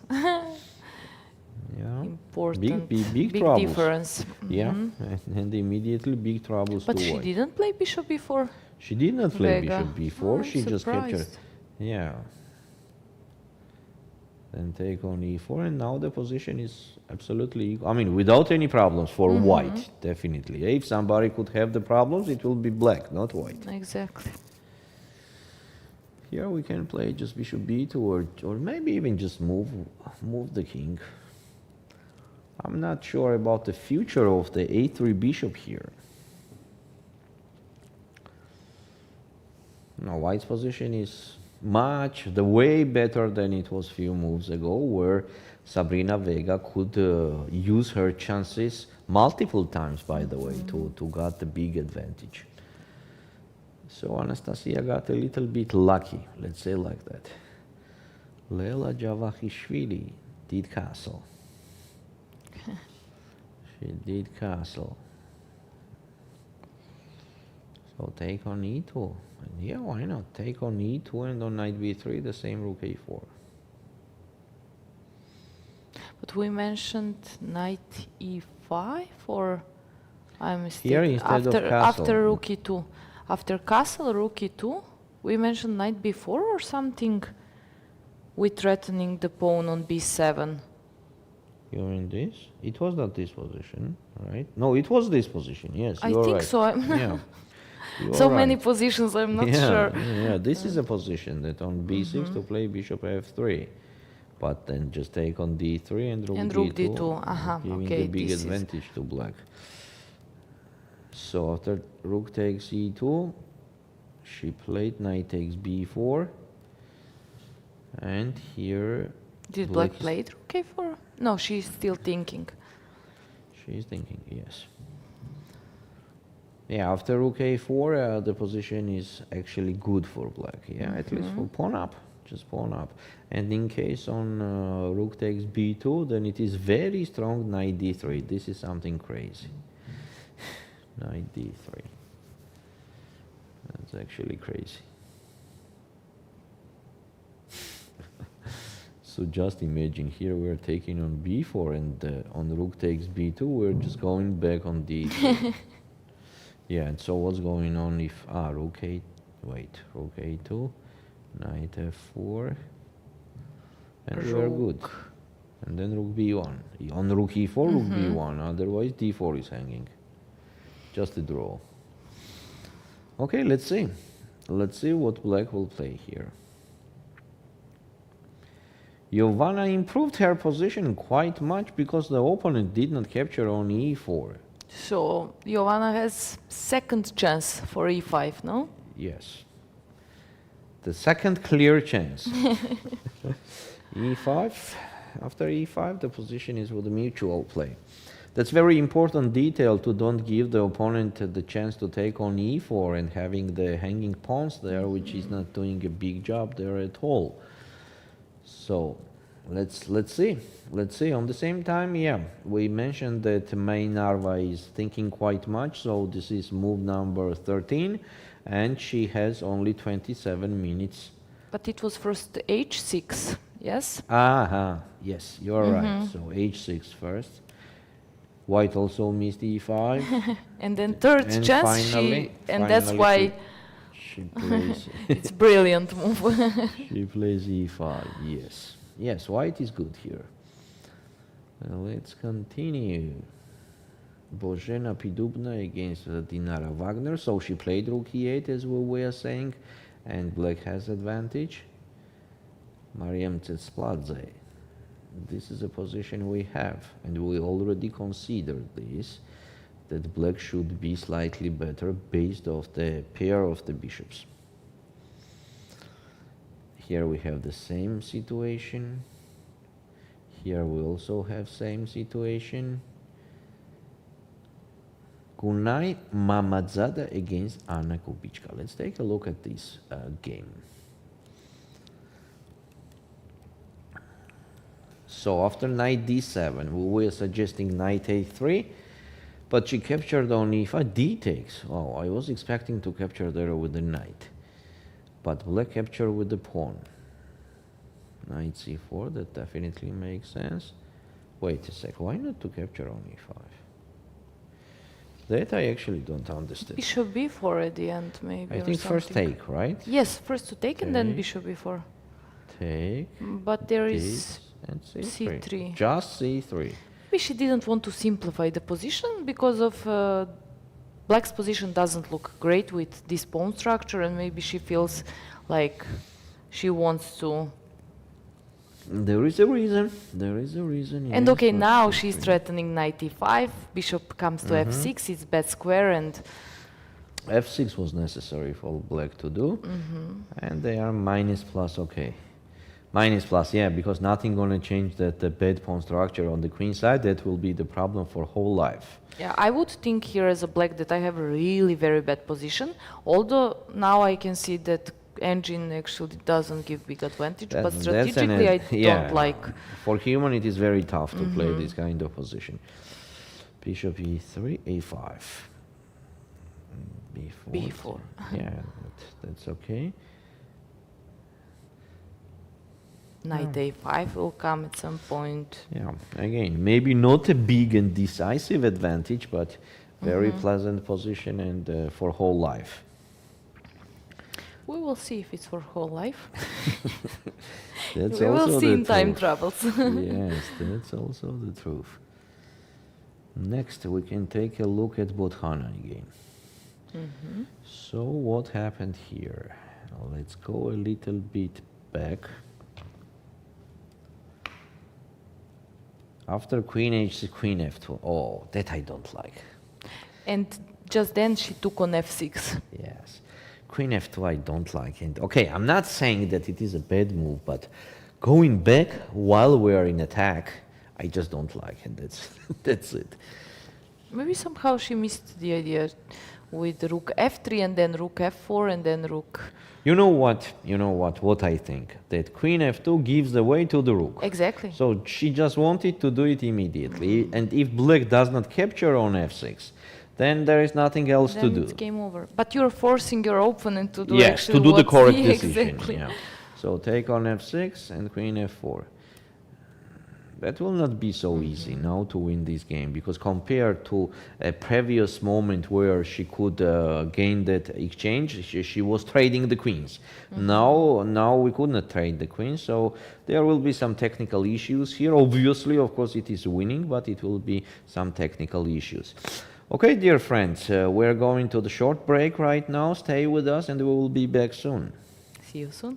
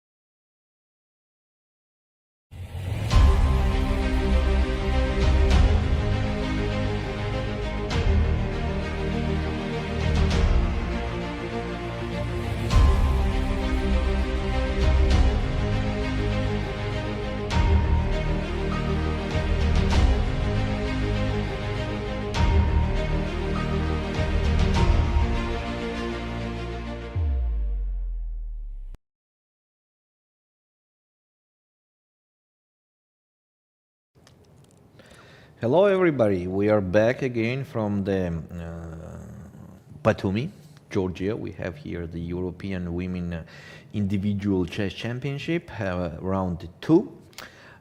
I am Valerian Gaprindashvili, Sandra Djukic, and we will continue broadcasting and analyzing the games. So I think we can start doing it. And maybe the most interesting part here already happened. Or okay, let's take a look. Let's take a look at the game of Sofia Hryslova against Bothana Sivananthan, where after Queen F2, Rook F6, black capture, and we are saying here that White could have some issues to win this game. But I think a lot of things already happened, so let's take a look. D4, yeah, D4 not the best option here. I don't think that D4 is giving any counterplay to black, and from other side, the D4 move could be the weakness by itself. So let's see what happened. Rook E5. White also could capture on A5, that also was possible, but I think that after Rook F1, the same problem stays there. Oh, Bishop E6. Wait.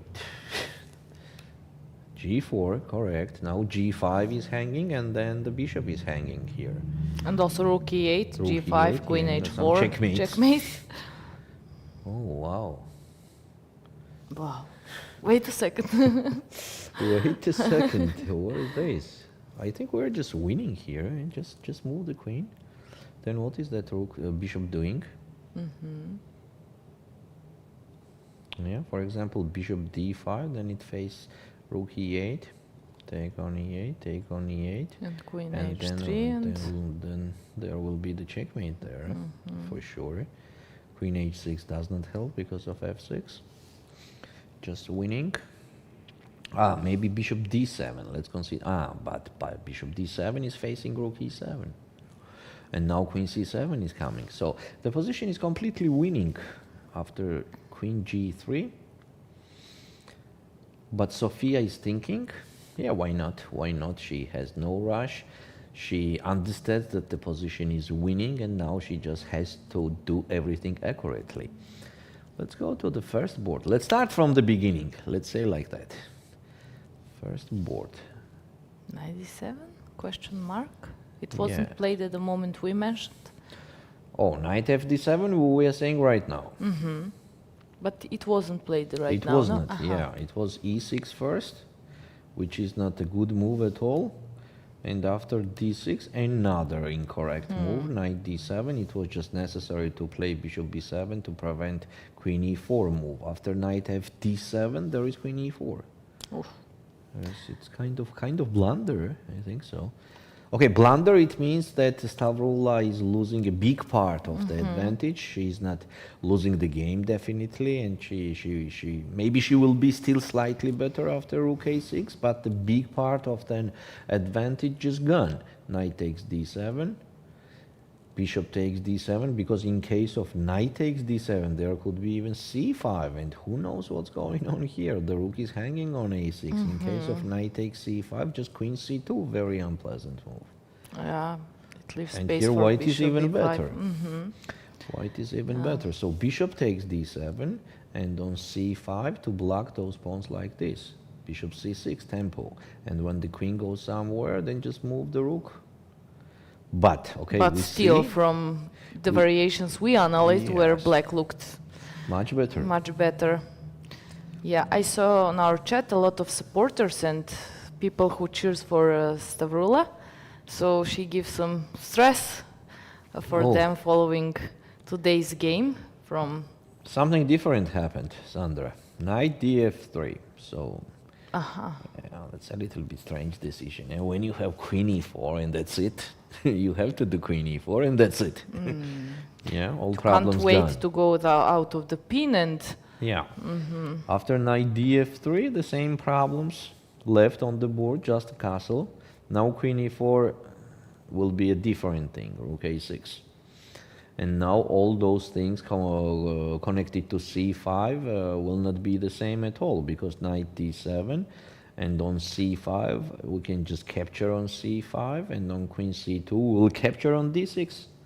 Oh, this is a very nice difference. And still, like 2 rooks, 2 bishops, and the king on the first rank. Okay, for king is of course normal, but is in the center, and white will need time to develop. Yeah, and the problem is that on queen c5 there is just a checkmate. So white could not capture. So if if white did the same without knight f3, then the d file is closed and there is no rook d1 threats. So now after knight df3 there is just a castle with a big advantage. And by the way, there is another moves also more than the castle. It's very interesting to play a4 later with the queen a5. Stavroula got the advantage back, let's say like that. Yuliia Osmak made something wrong, as I see here, as the opponent equalized the position. So what happened here after queen, after queen b4, knight a5, queen b4, knight g4, knight a4, a very bad move. Instead of that, it was much better to capture on g4, h takes g4, and then knight a4. That's a clear fact, because on knight a4 immediately there is knight takes e5 and b5. Oh, that's a very big difference, because here, if we first capture on g4 and then play knight a4, here b5 makes no big sense because we just capture on c8, bishop takes c8, and knight c3. This is absolutely different thing. Yeah. Okay, the tiny details, but changing too much. Take on e5, b5. Now knight is hanging. If we will do the same, like take on c8, take on c8, knight c3, just e6. And what's the problem? The next move will be queen c7. There it was not possible because the bishop was quite active. I mean, the dark square bishop was controlling the diagonal, and that's why black doesn't have queen c7 move. And they were stacked. But now everything is okay for them. So it means that Charis is very close to equalize, completely equalize the game. On the same time, something interesting happened. What's going on here? Something interesting happened in this game. So d takes e4, knight e5, and we are considering here knight d5 or queen e7 move. Bishop e6 also okay, queen c2, and g5. That was unnecessary. That was unnecessary. When you can play just simply knight d5 with tempo, why not to do that? Maybe she was afraid of queen takes e4, but in that case g5 is coming, and then f5 is coming, and then f4 is coming.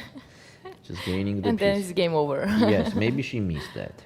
She missed that. She decided that the pawn on e4 was hanging and she has to do something urgently, and so she played g5, and after bishop g3, f5, absolutely wrong direction. After f3, maybe white is even better, yeah, because now the pieces of black are on the queen side and the main things are happening on the king side, where they are missing their pieces.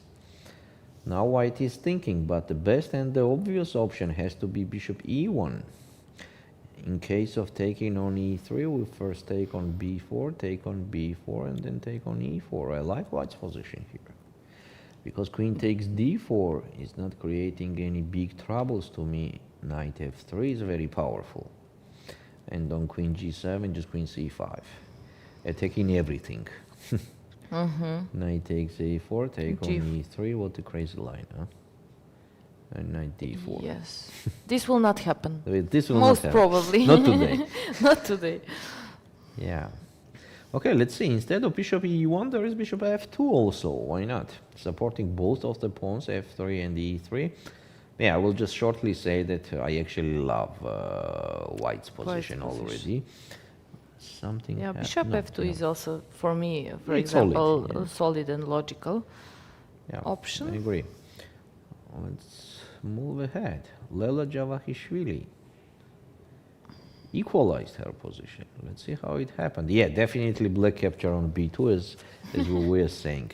Rook a4 did not happen. Rook A takes B2 and knight D3. This is what we were talking about. Rook A2 and knight C1. Now black is kind of forced to capture on C1 and then knight takes D4. That's crazy. You see what a nice tactics. Oh, here there is a chance for black to make the mistakes somewhere. Exactly.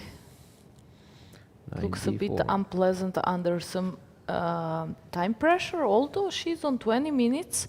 She didn't spend a lot in meantime, but also not Lela a lot was of thinking. move. Yeah, Lela was thinking. But the most important thing is that Lela improved her position. Position is not bad anymore. Even more, she can do and create some problems to the opponent. Knight C1.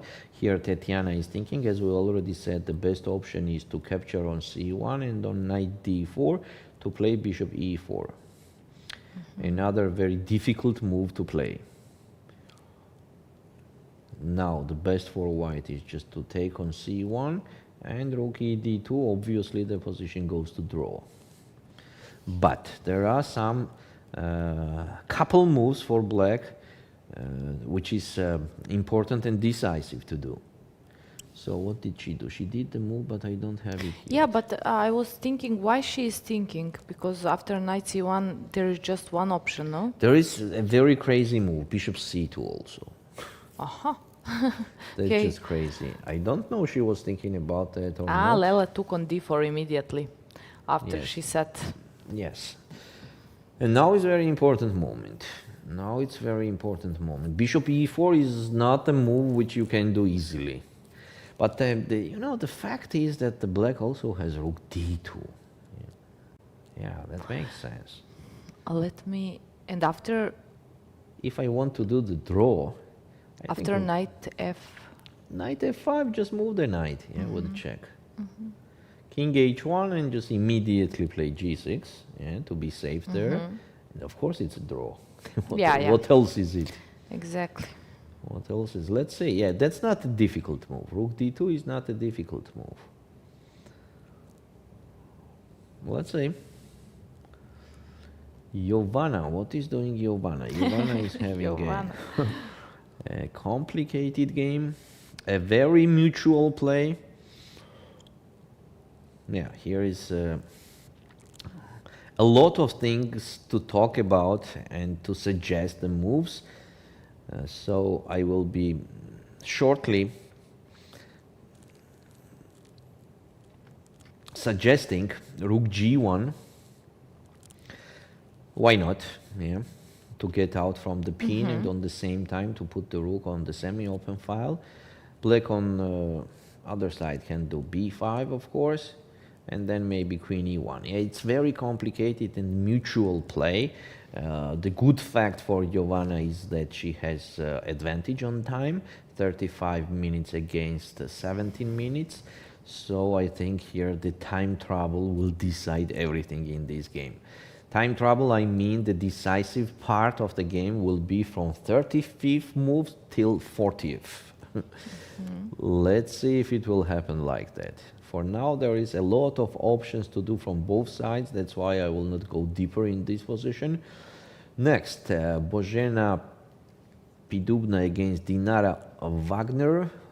Dinara improved and increased her advantage. Let's see how it was happening. So after rook e8, rook c5, queen d7, and then b6. Yeah, it just like rook c5, you can answer with black with a welcome, because later you are doing everything with tempos. Yeah, it's not giving any point. It's like already, the panic mode, like Exactly. just to make it complicated. Okay, and the idea maybe is this somewhere. d5, queen d3, and then to take finally on d5, but rook is maybe trapped. Yes.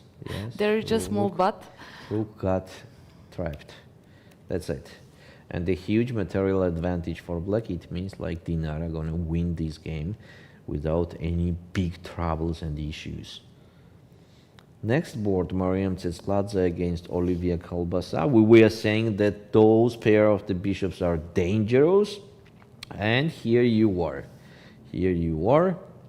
Knight c5, after knight c5, okay, nothing like, it's not a blunder, maybe just the wrong direction, is after knight c5, black can easily play queen e8, for example.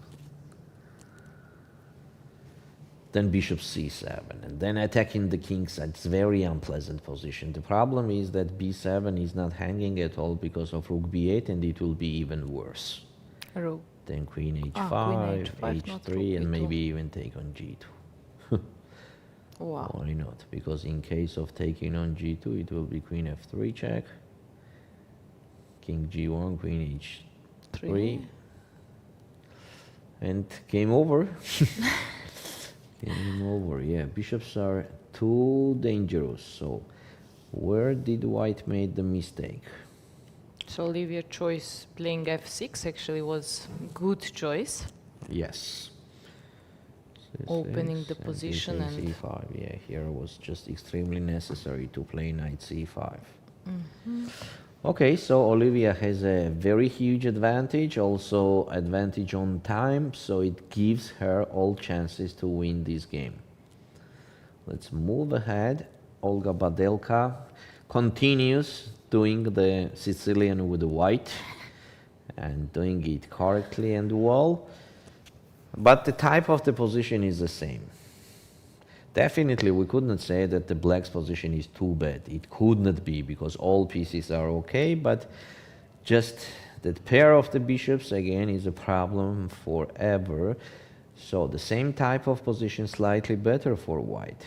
The next board, Anastasia Kirtadze, that was the interesting game. So let's take a look what happened after bishop a3 check, where we stopped. She played bishop b2, not king b1, but bishop b2.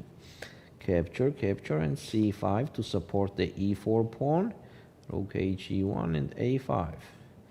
What about if I take on e4? I just don't understand. So black has to capture, that's a fact. Otherwise, they will Can be I just play pawned king down. c3 before all of this? Is it urgent? Instead of taking on e4, king c3, you mean this, right? Yes. Is it changing too much? But I'm controlling d file, so after I take there is no, There is no check, right? you know, It's true, give a but- check, maybe it's checkmate. You're always afraid if there is some check. Okay, not check concrete, but to activate rooks. I don't I know. agree. Maybe it's not I a big agree. deal, but h3 pawn and there is h4 pawn, Just and then let's check this you know, first and then especially- try to find out the difference. Okay. So in case of rook d2 check, I just wanted to go that way.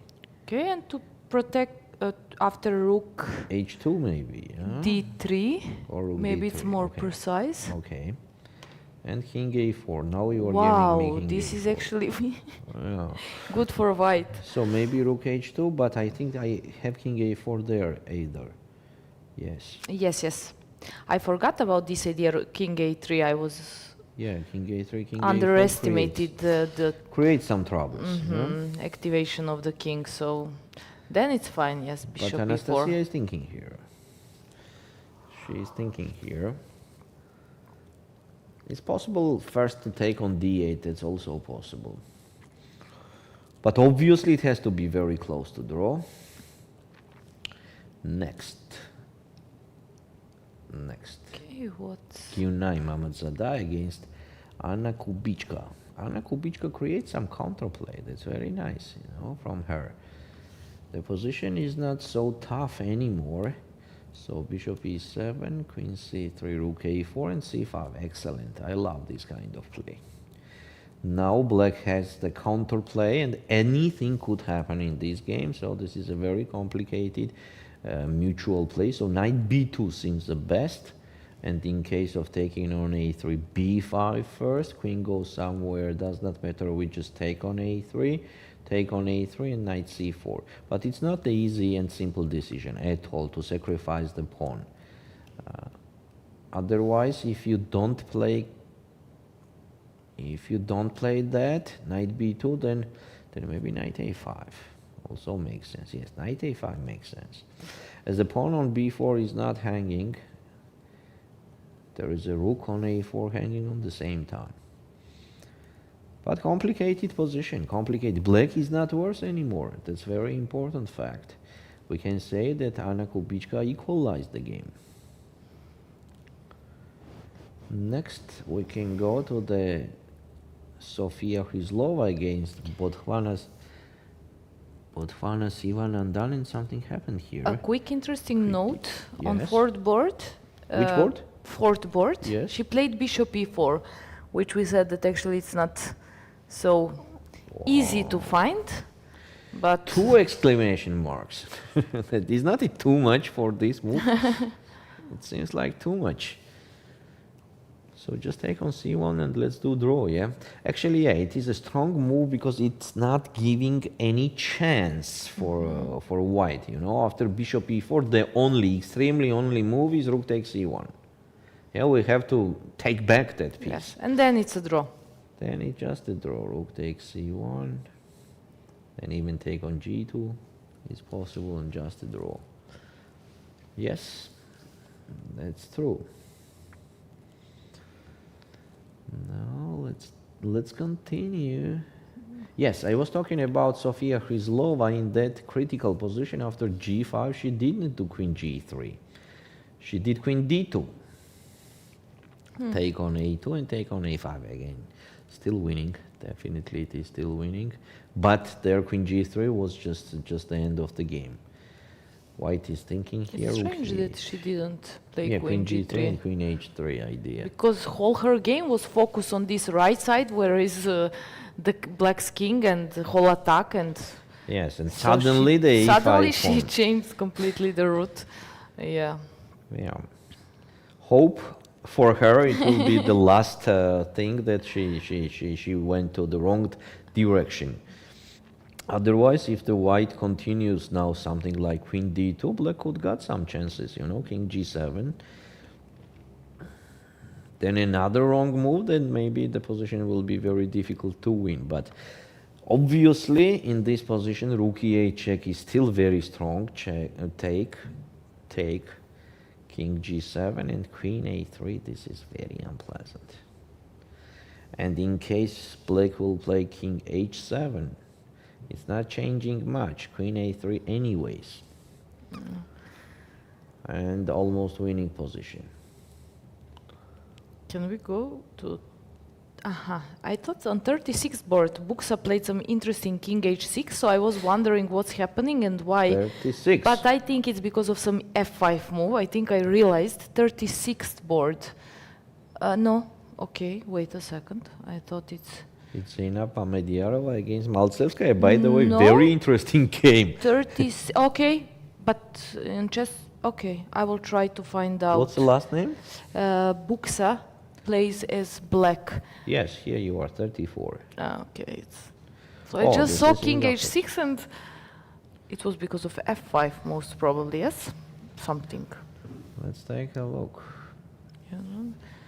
But So, okay, black has let's see. material advantage, pawn up. Yes, pawn up. f6, queen f3, king h6.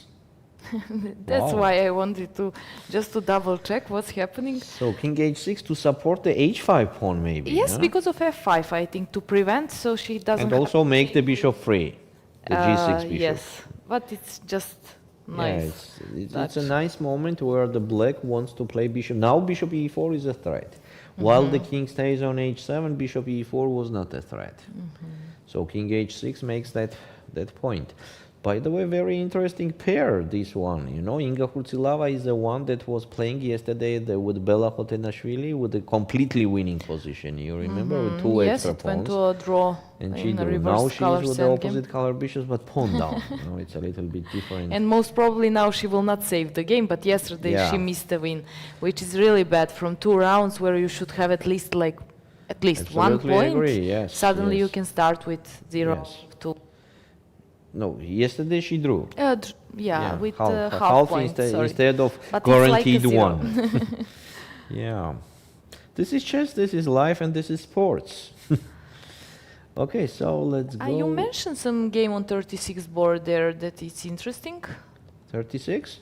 Yes, you said, by the way, this game is interesting, so I... That's just the players. Aha, Because okay. of the players, Okay. Zeynep Mamediarova, the sister of the older older sister, the younger older one. sister of the. By the way, what is her name? Ahmediaro. No, wait a second. Turkan is the Turkan? youngest, and Zainab is older. So Turkan Zainab. plays more often, no? Yes. Yes. So, okay, we have to mention on the same time that they are the sisters of the great chess player. Let's say like that, Shahryar Mamediarov. So they are playing chess with whole family.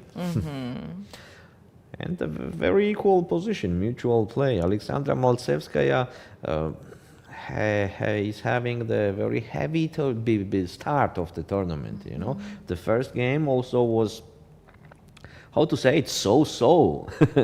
So-so. She agreed on draw with the perpetual repetition in the first round with the white colors, where she had some chances to win the game. And today also she has this position with black, which is not okay. Of course, it's a fight, but still, white looks a little bit better. I'm not saying that something wrong with her, but just a heavy beginning of the tournament. Yeah, she had for sure higher expectations before she came here, and suddenly. This is actually what I wanted to say, and you said it. Yet I did not know how to explain it. Thanks that you said what I wanted. Always. Okay, so let's take a look at the first board again. Knight c6. Oh, what's going on here? The interesting things. Knight f3, and Stavroula decided to play bishop b7 here. We were suggesting castle, but bishop b7 is absolutely okay. Bishop h6, very interesting move. Now black could not capture on h6 because of knight takes d7, and the rook on h8 is hanging. That's why Stavroula played knight c6.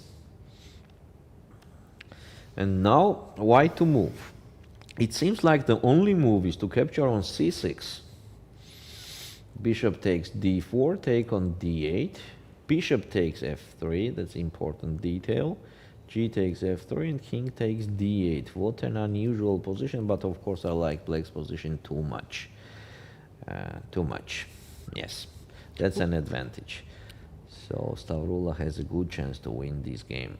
We have some suggestion to go to Salimova's game. She plays on board number 35th, it should be.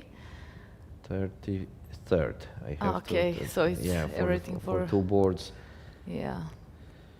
Here we are, Nurgyul Salimova against Martina Starosta.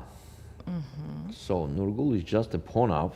Martina made a draw yesterday against... Yes, against some good player, higher rated, I just don't remember. Yes, I will check. I know that she played... double check that. Against Arabidze. Arabidze, yes, that's true. Okay, so let's take a look what is interesting here happening. So as I see for now, Nurgyul is just pawn up without any compensation. We can say more that sometimes this is a joke like that. We have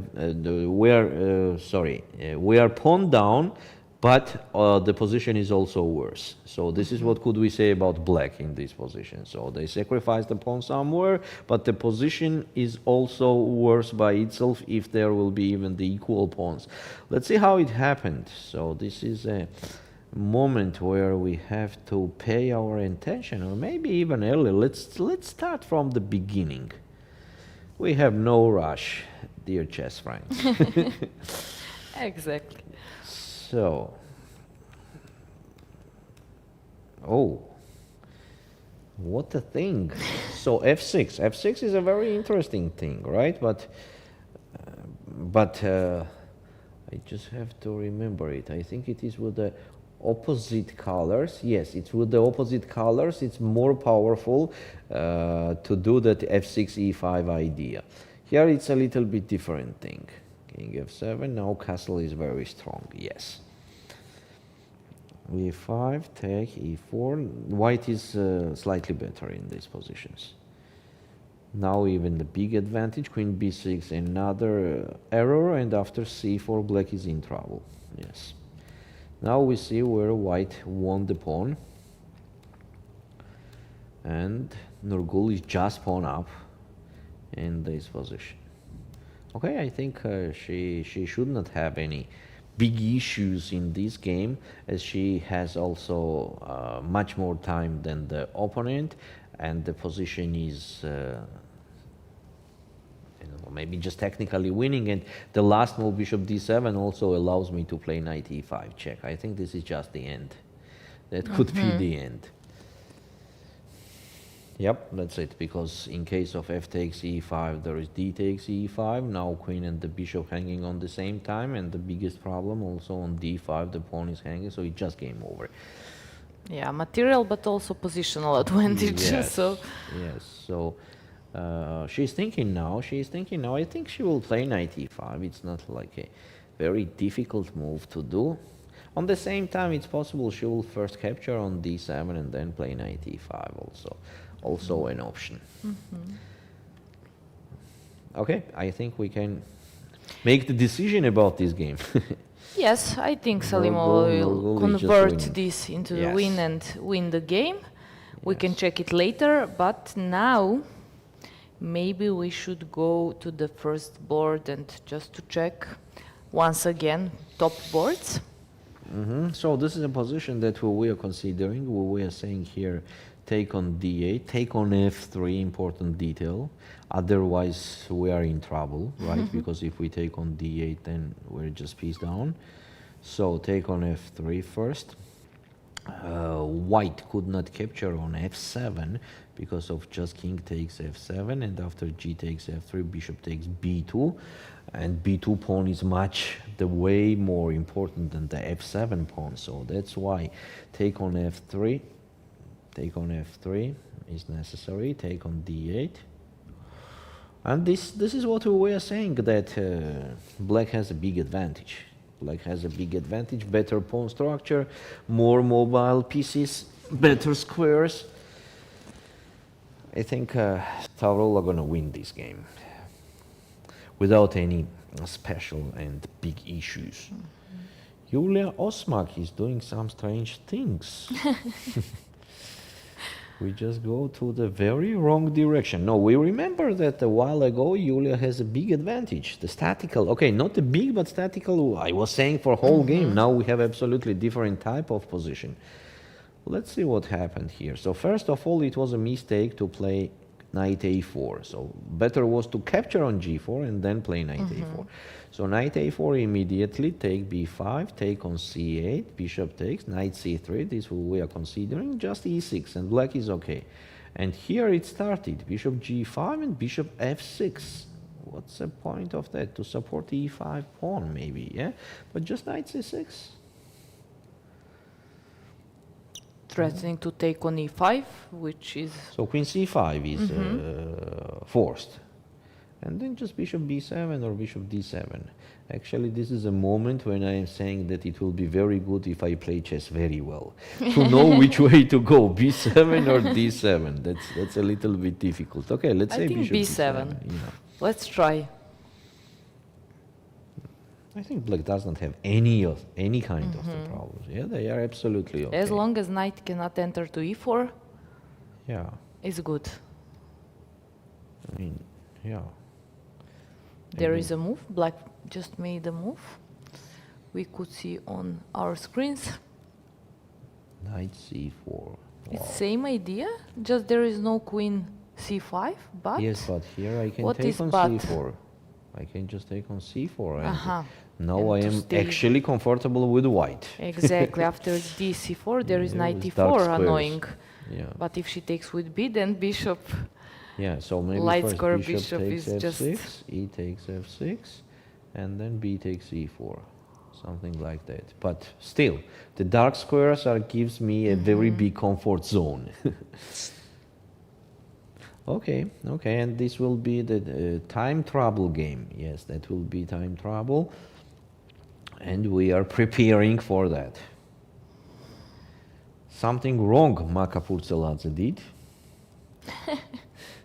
So what she did, bishop f2 was a normal move, nothing bad in that. Knight d5, f takes e4, correct, take on e3 and bishop g3. Instead of bishop g3, bishop e1 was once necessary. Again, yes? Yeah, once again. No, she played bishop g3, knight f4, and another mistake taking on f4. Instead of that, it was possible to play just rook cd1 without any special problems for white, because taking on e2, just take on e2, and here I'm even better.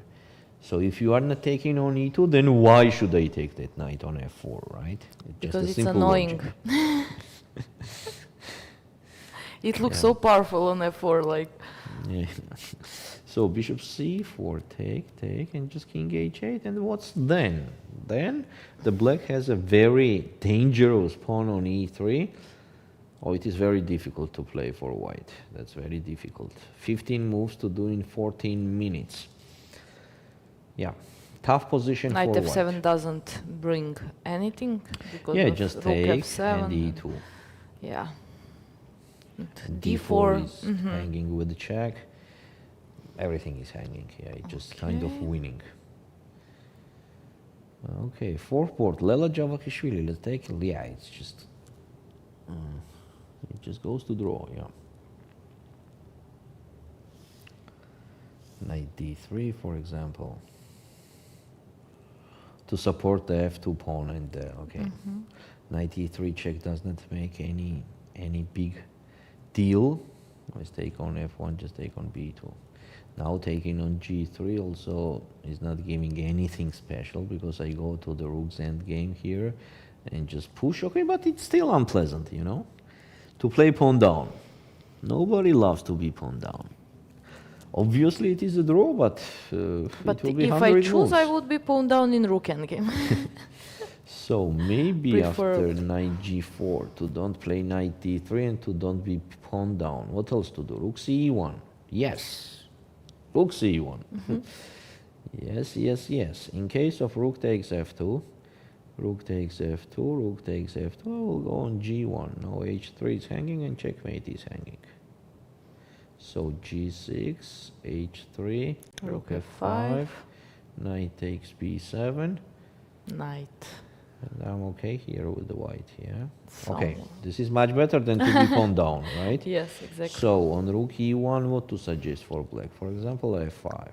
And then knight d3. Now I'm not giving anything. And on rook d2, just h3. Okay, that's more solid for white. The good Take. thing for Lela is she has time, 25 minutes, so She will use it. she will use it in the right way. She will use it, yes. Let's move ahead. Jovana had the advantage, and she still has it. Oh, and advantage on time also. Yes. Okay. Okay, so let's move ahead.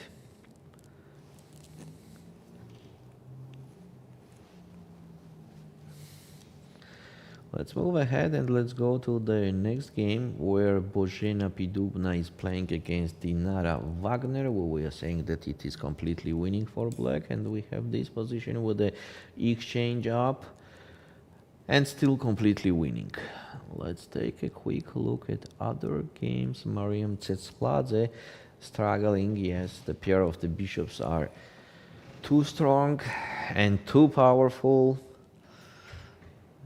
And let's see what's gonna happen here. Obviously black is much better here. The very interesting move that comes to my head, rook takes d5. Yeah, that makes sense. Queen takes h3 and queen c takes d5. Yeah, queen takes d5 and just queen e6. That's a problem. I missed that queen e6 move, and black is still better. Black is still better, so Ulviyya has good chances to win this game. Anastasia Kirtadze. The whole game is very interesting here. The whole game. So after a5, she captured on e4. Take on e4, take on d8, take on d8, and rook d3 immediately. f5 makes sense. King d7, rook h7 also makes sense, and take on g5. Rook takes h3. I think that's a move that you don't need to think. It But a smells huge like time draw. trouble for white. Huge time trouble. Look at Yes, that. but 35 seconds. So what she white did can last move wrong? on 5 seconds. The last move was done on 5 seconds on the clock. I think she's going to draw now. On rook h3 she will play g6 for sure to get closer to the draw, but she has to be careful, you know, it's not like so easy thing here. f4, rook takes e5 and king e4. In time trouble it's very difficult, you know, here one move could be losing immediately, one wrong move.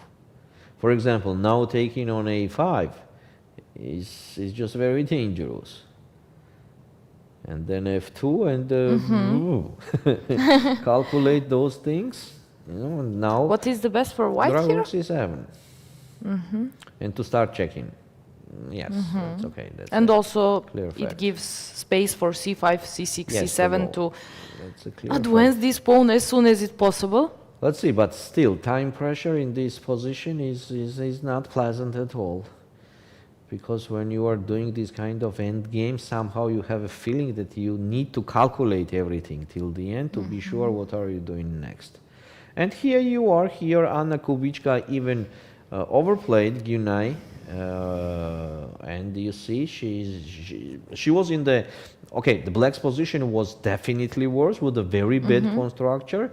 Dear chess friends, you remember here was the position a while ago, and here after few moves, queen a6, knight e5, take and take on b4. Now black is struggling, you know, after bishop d6. Yes, this was actually a strange decision. What to do after bishop d6? e5, yes, otherwise so they will just take on a3. So we have to create something. e5, b3, wow, that's something another level. Take on c6 and rook ec1. Come on. Okay. Queen a8. So what's going on there? Just a draw or what? Bishop g4. No, not bishop g4. Rook g4. I don't need bishop g4. Rook g4. g3 and c takes d6. Okay, that's just a draw. That's just a draw. So it was actually a little bit loudly to say that she overplayed, but still, if I choose here, I will choose black. That's for sure, and because of the king. Same Because with this of light the square king. bishop, which potentially can also be part of the attack. I would also choose, especially after the beginning and the pawn structure I mentioned, that I would think that it's very bad, but actually the engine doesn't think same. Okay, so we are very close to the time troubles. Sandra, I think we can make one more break now and just get back to with be the very prepared for yes, yes. So stay with us, and we will be back soon.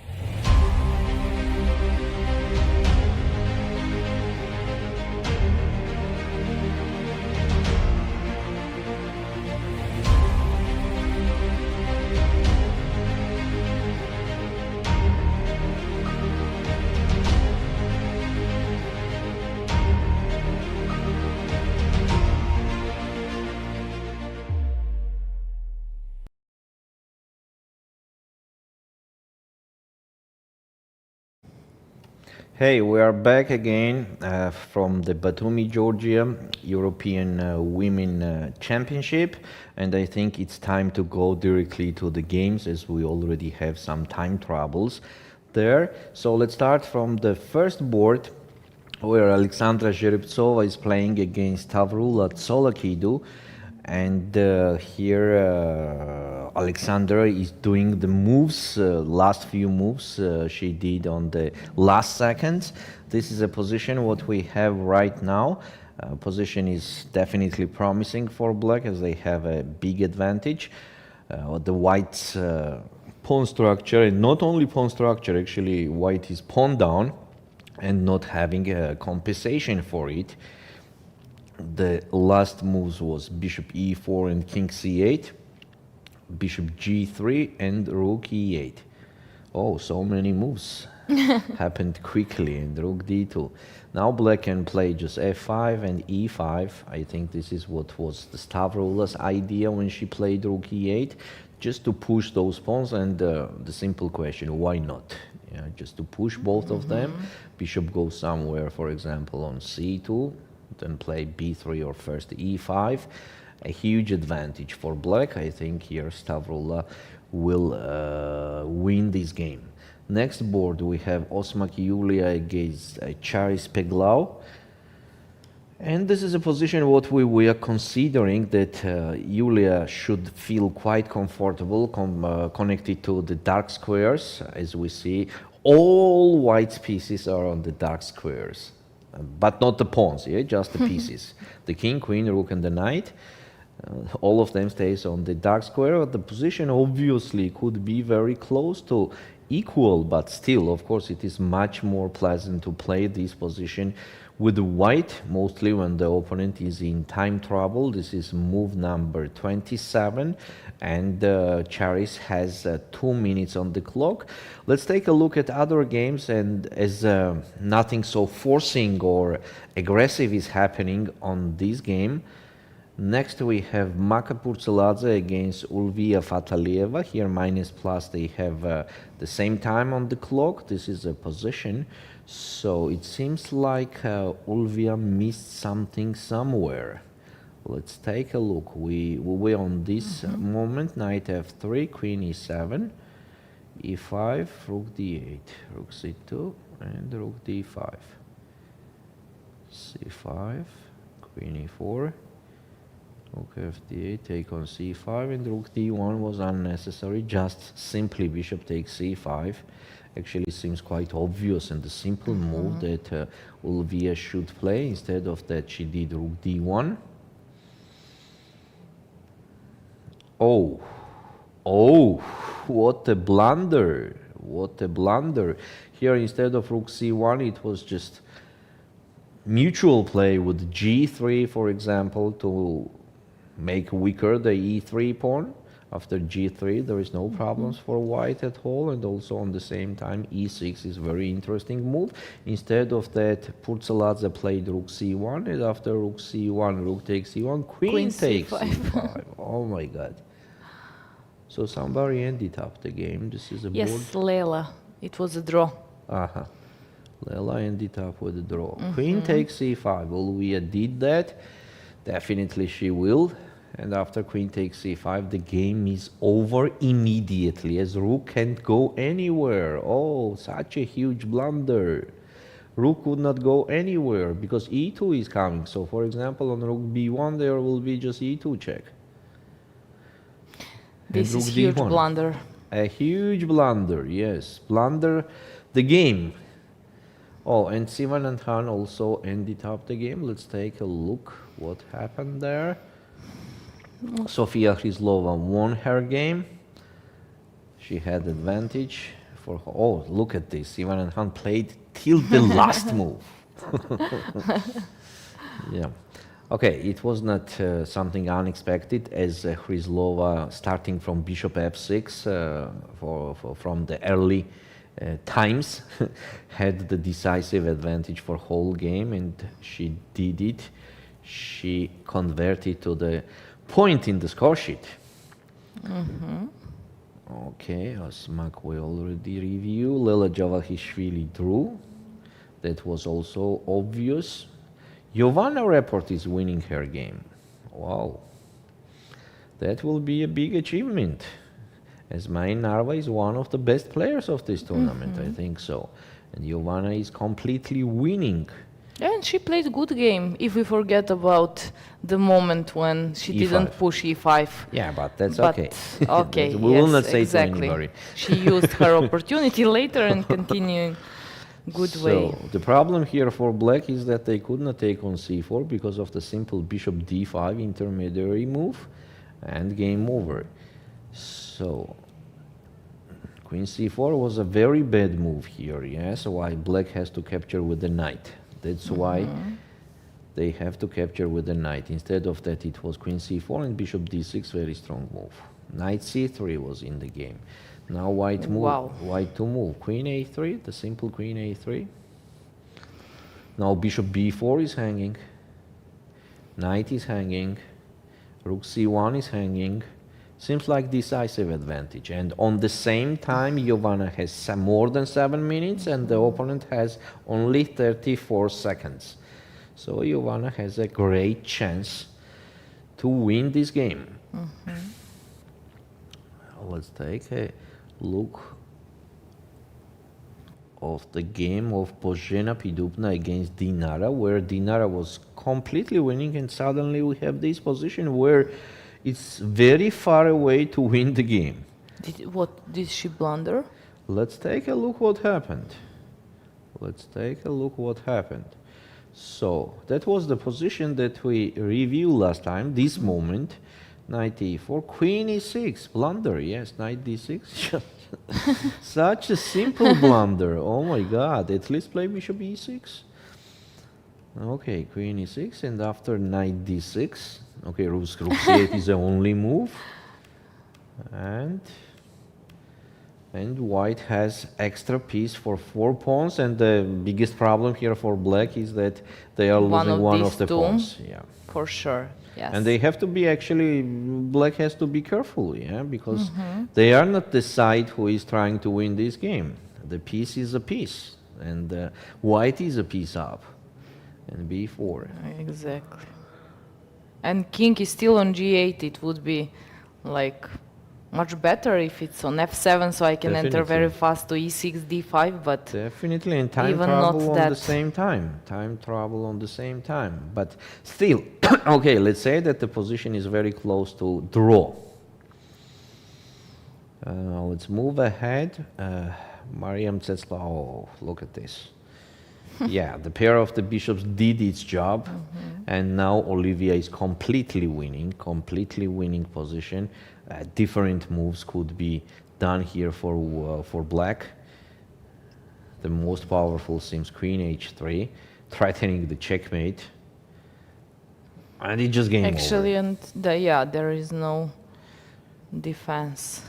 It just game over. Seems like Ulviyya won this game. Let's move ahead. Olga Badelka against Noya, and the same Sicilian. Again, step by step going ahead. So e4 pawn is hanging. Bishop d3 is possible. Yes, it is possible, as bishop e4 does not work here because of rook fe2, f5, and bishop f2. Wow, what an interesting thing. And on knight g6, there is just bishop c4. Okay. And white has 2 minutes, Olga. So we will see if she will manage to find this and to calculate. Okay. There are 2 options, yes, bishop d3, either to push the pawn to e5 in order to save this pawn. In case of pushing exactly, after knight f5, so she will take a look on bishop d3. She has to. For sure. There is another move also, g3, and on knight g6, then push intermediate, e5. important move. Yes, that's also an option. She just made a move, but She did g3. g3.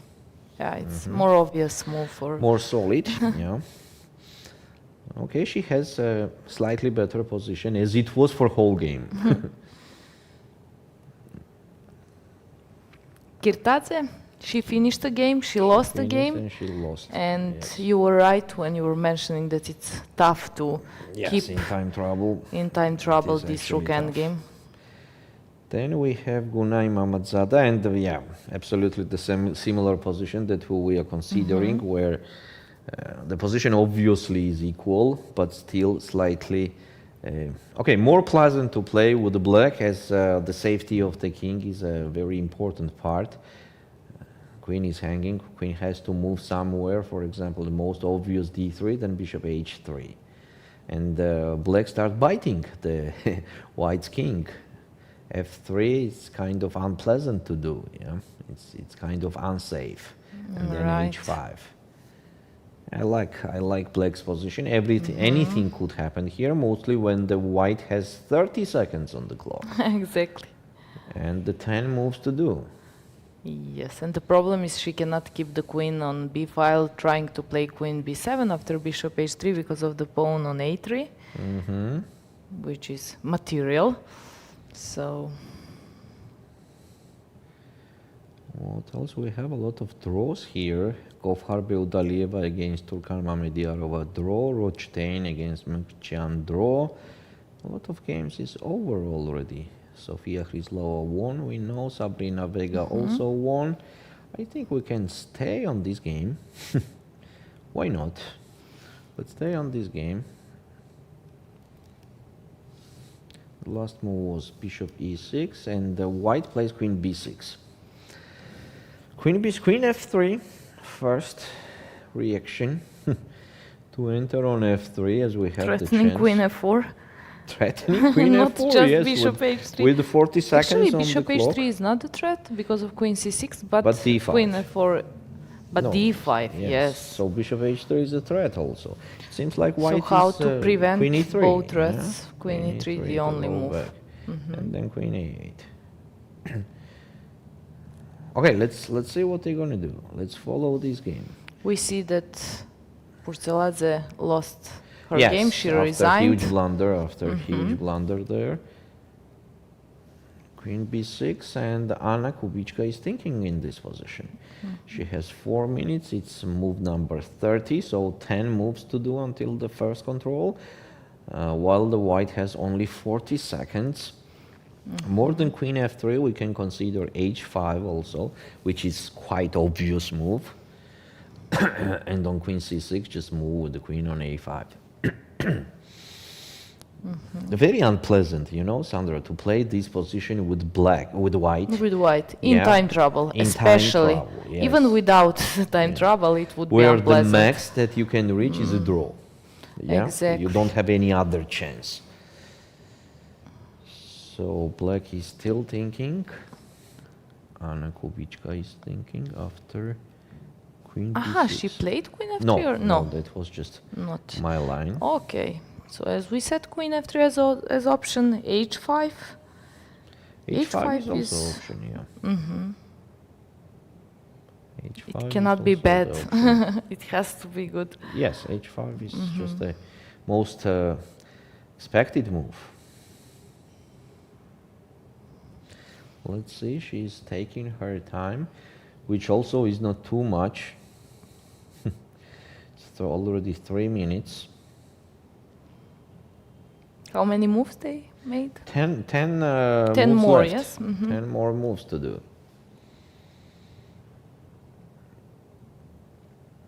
And we have on the screen board number 6 also. Let's take a quick look. She lost both pawns actually. Probably that was decision of black just to give up from, not to try to keep the b pawn and to activate the king as soon as And possible. also look at the knight on a7, it's catched. Knight could not go anywhere, so it guarantees the simple draw for black. It guarantees the simple draw. Yes, and it will be the draw. It will be the draw. Exactly. Let's go back to what we were watching. That was Anna Kubitschka. Oh, 2 minutes on the clock. Now it's time to do the move. And That's queen f3, right? No, bishop h3. What did she do? I don't have that move yet. No, she did bishop h3, yes. Now I see it clearly on the screen. Bishop h3 and queen c6. And queen takes a3, just a draw. This is what she wanted. Definitely she will take on a3. Why not? Time? she has to decide as soon as it's possible. Actually, I don't see anything else. Who ended up the game? Olivia, Olivia she won the Sliwicz, game. Yeah, she won. Which was expected. Yes. Nothing especially changed there. Anna Kubitschka continues thinking. So another option, I don't know what is another option more than taking on a3. I think she has to take on a3. What else there? Yeah, otherwise, okay, I don't know. Maybe just hide the queen, then just a draw. So queen a3 is kind of some more chances, yeah? It should be played, but Yes, I'm just and she's thinking spending which a moves very she's important time. She's spending 2 important time, which could be more decisive later to use. And no, she she played pushed d5. d5. Okay. Why? What's the point? If she blundered this. She blundered rook a7. She blundered rook a7. Yeah. Now it's Gyunai's turn. She played rook b7. No, wait a sec. What happened there? Ah, it was not queen c6. It was rook b7 in the game. I just get that move. Oh. And d5. Which is not good at not all. good at all. Yes, h5 has to be done everywhere. Why not?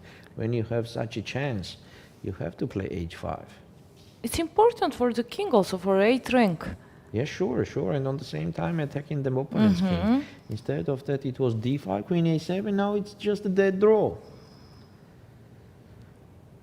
Yeah, because we are forced to trade the queens. Otherwise, if we play something like queen c8, rook b8 is coming, which is very unpleasant.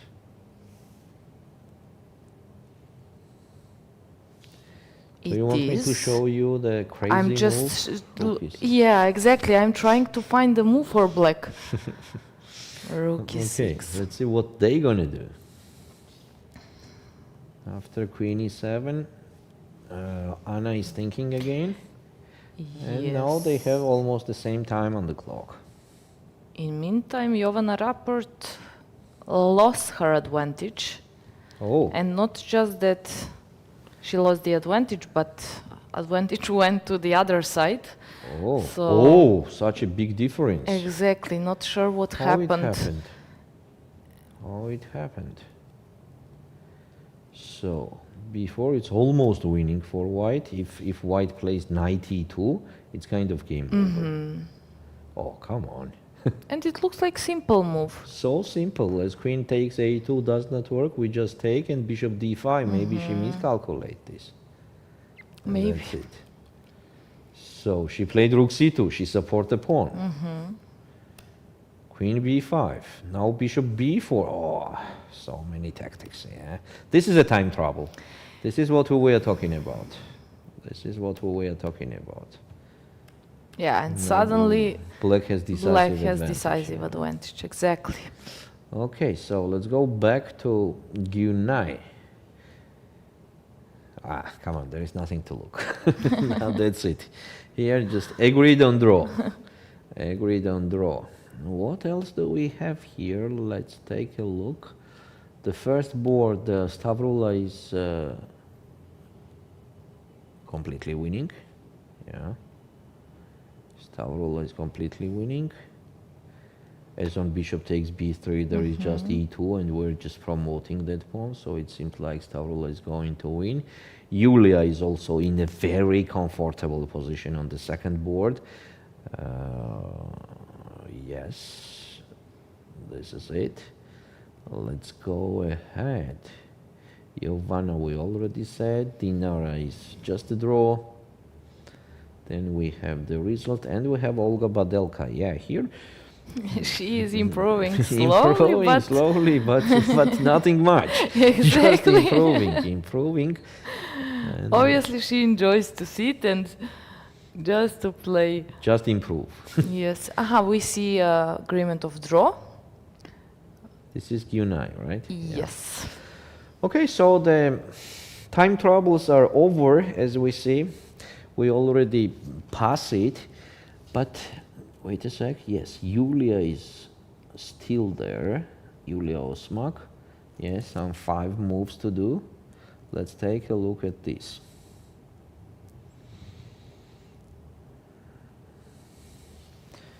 But the position is not so tough that, because of the time trouble, you will miss something. Compared to Jovana's game, for example, when each move was super decisive. Here, nothing special is happening. The position is quiet and slow. So it will be a long game. Here, nothing will happen in time trouble, I'm completely sure.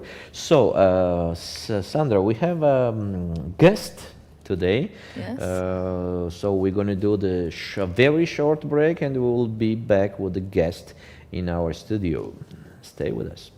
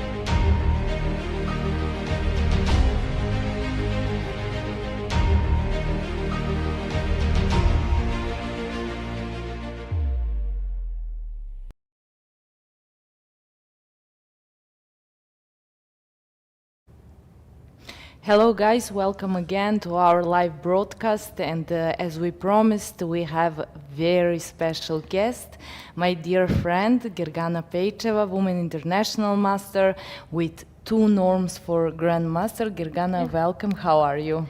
Thank you so much, I'm great. I managed this night to sleep better and hopefully to play a little bit better than yesterday. So yeah, I'm feeling good.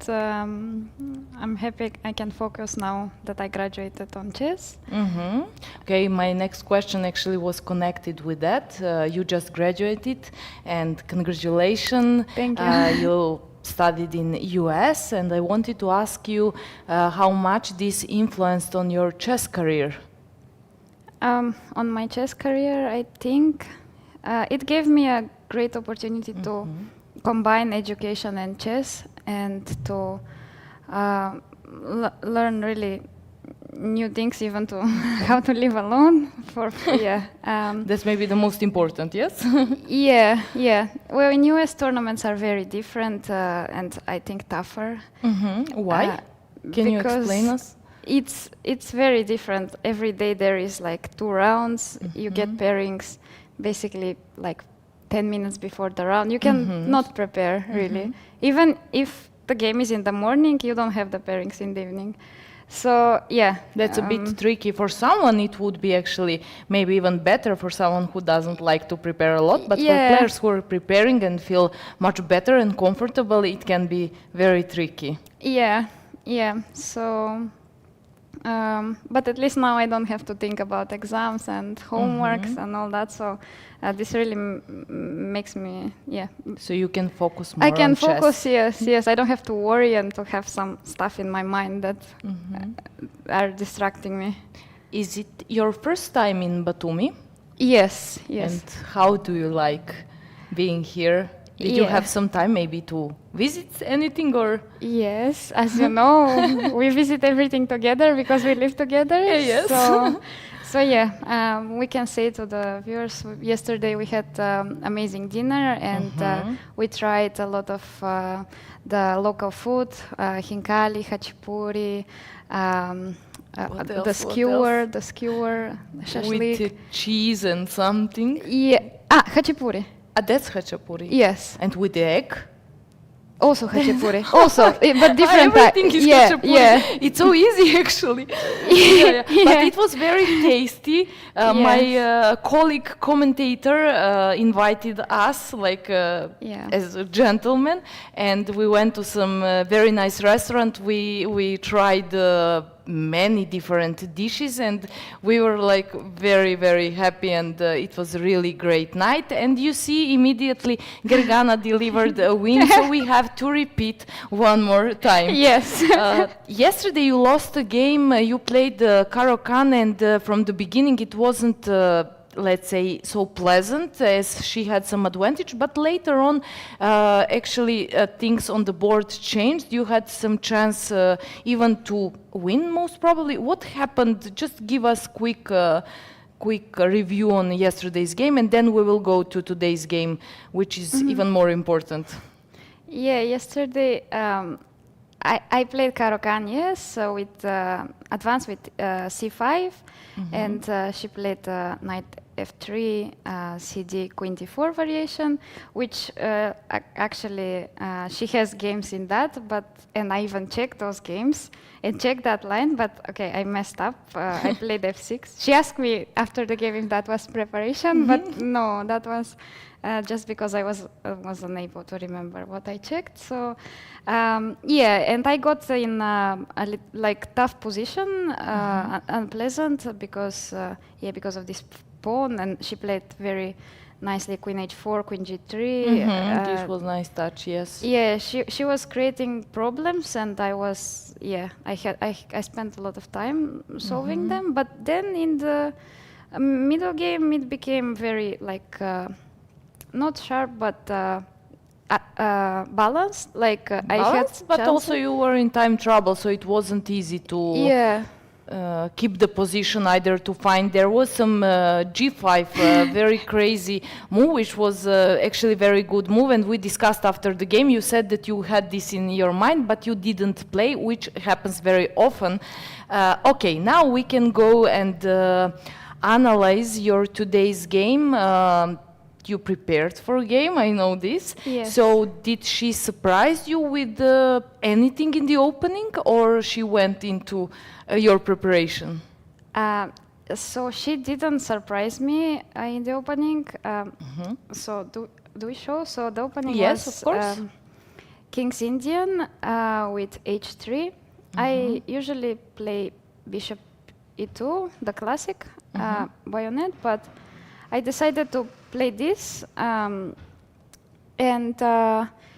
Yeah, so here I checked some lines: e5, knight d, e5, d5, knight d7. I checked a5 as well, but my memory is like a goldfish, so I didn't. I'm not sure I what is understand you. the correct the correct way to play here.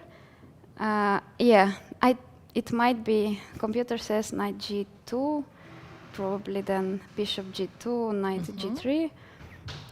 But yeah, I played f3 because I wanted. Okay, it's semi-structure after all.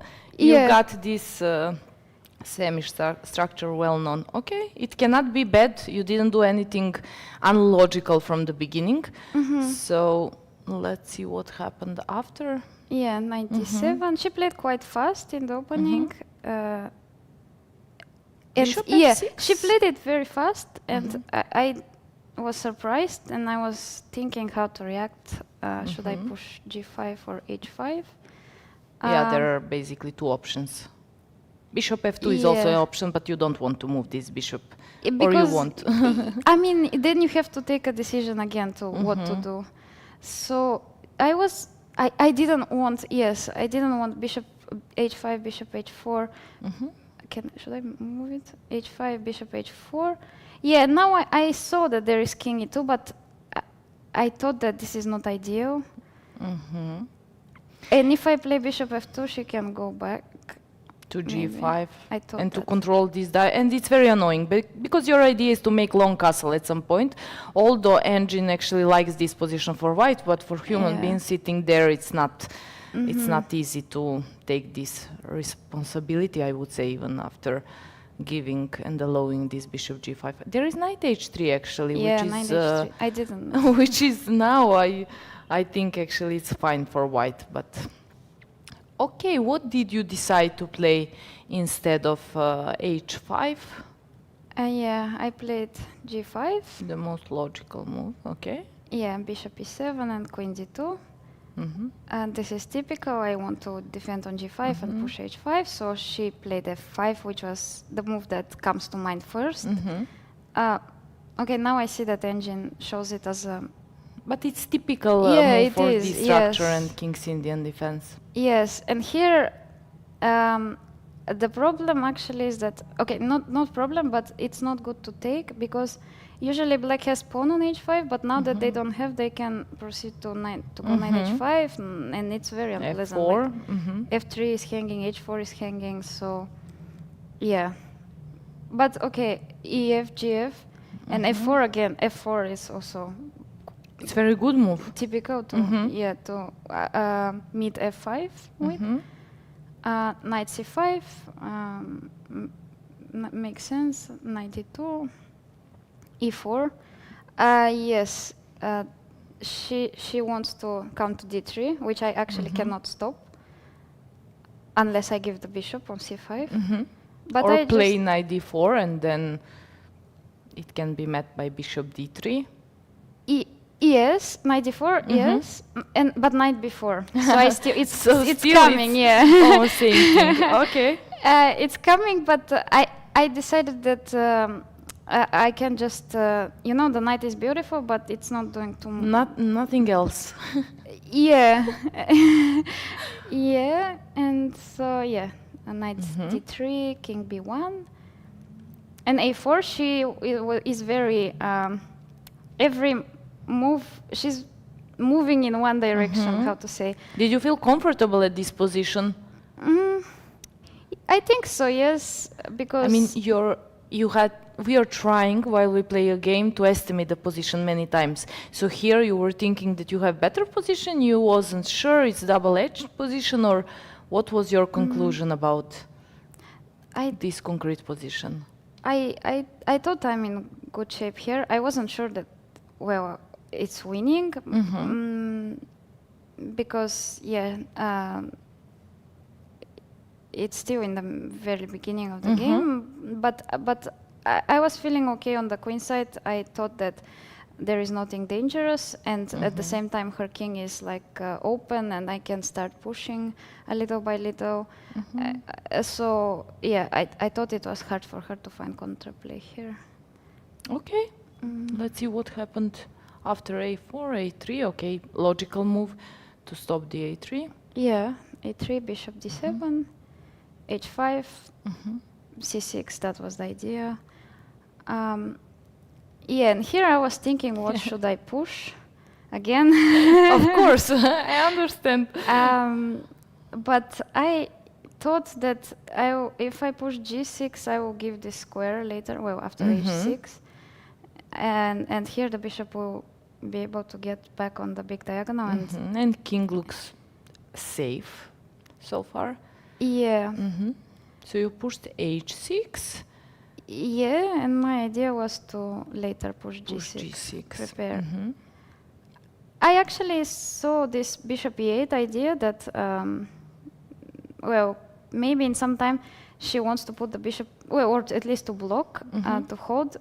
But the problem is that also on c6 is hanging, and also on e6. Like I can maybe take on d3, and she cannot. If knight d3, then there is knight e6. Yeah, and if ed, then I can move my knight to f3, for example, and then this pawn on d3 is gonna, it's falling, yeah, because I'm threatening bishop c5. Okay. So she played rook a6, very aggressive. She wants rook b6, yeah, to attack on b2. And I decided that it's time to take the knight because I want to include my rook from d1, so... To connect the rooks and also to bring to g1 at some point. Yeah, yeah, so to not lose time, I decided that I won't give the bishop. Also, when knight is not on c5, rook b6 is not a real threat because you have knight a4. Yeah. So... Yeah. Unless c5 comes first, but if c5, then you have knight b5. So... Yeah, that also kind of prevents these ideas with rook b6. Yeah, that's That's what correct. I was thinking. I thought that during the game. Yes, you know me. And so later, rook g1, queen a5. So queen a5 is defending the pawn On a4. On a4, so that she can play rook b6. But the problem is that like a lot of moves have been made on the queen side. And still nothing. And when I can, and the king side is getting open, and I think just white is faster. Because g6 is threatening gh and rook g7. And she allowed this. She's threatening rook b2, so, but gh, if king h8, we can show, yes, rook g8. Rook g8, queen. Yeah, And queen. Queen g2. Queen yes. g2, and and it's coming, king f7, queen g7. Just on time. Yeah. And I always I can like just give the knight on b5 and promote. So she went for king f7, knight b5. This is nice move. Yes, Very nice move. If she takes, well, she took. I can always take the rook if something. But you don't have to. I can maybe take it on the next move. So I played rook g7. It's more forcing. King e8. Rook g8 is threatening to promote. So she kind of has to play bishop f6. And here I saw this knight e4 move. I saw this move. We were following some games, but I saw that there is a huge advantage for white, and I had to take a look, and then I saw this knight e4, which is actually a very nice move. Yeah, she resigned, but okay. You can show what's happening after queen d2. Yeah, there is an intermediate. Knight f6. Knight f6, king f7, let's say. or king e7, I guess. And yeah, bishop d2, and everything is defended. Perfect. Very Yeah. nice game. It seems like Thank you had some Great good- preparation. Yes, some great Yes. preparation. Do you have anyone who helps you in preparations? If you want to answer to this question, if you don't want, I will just continue with other questions. Yeah, I can answer that. For this game, Ivan, my boyfriend Ivan Skitsko, he helped me to prepare. He sent me an email with these lines. He suggested to play this to surprise her and for general development to try to play this line. He did good job. Yeah. But I messed up in the opening with f3. I will go back to check what I should have played. For the next days I will try to remember better.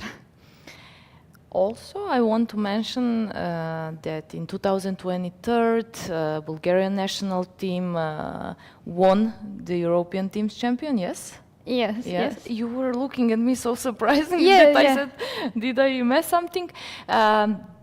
Did anything special changed in your life, either in chess career, after you took gold medal and you won the European team championship as a team, national team?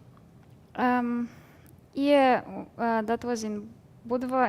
It was very surprising that we won.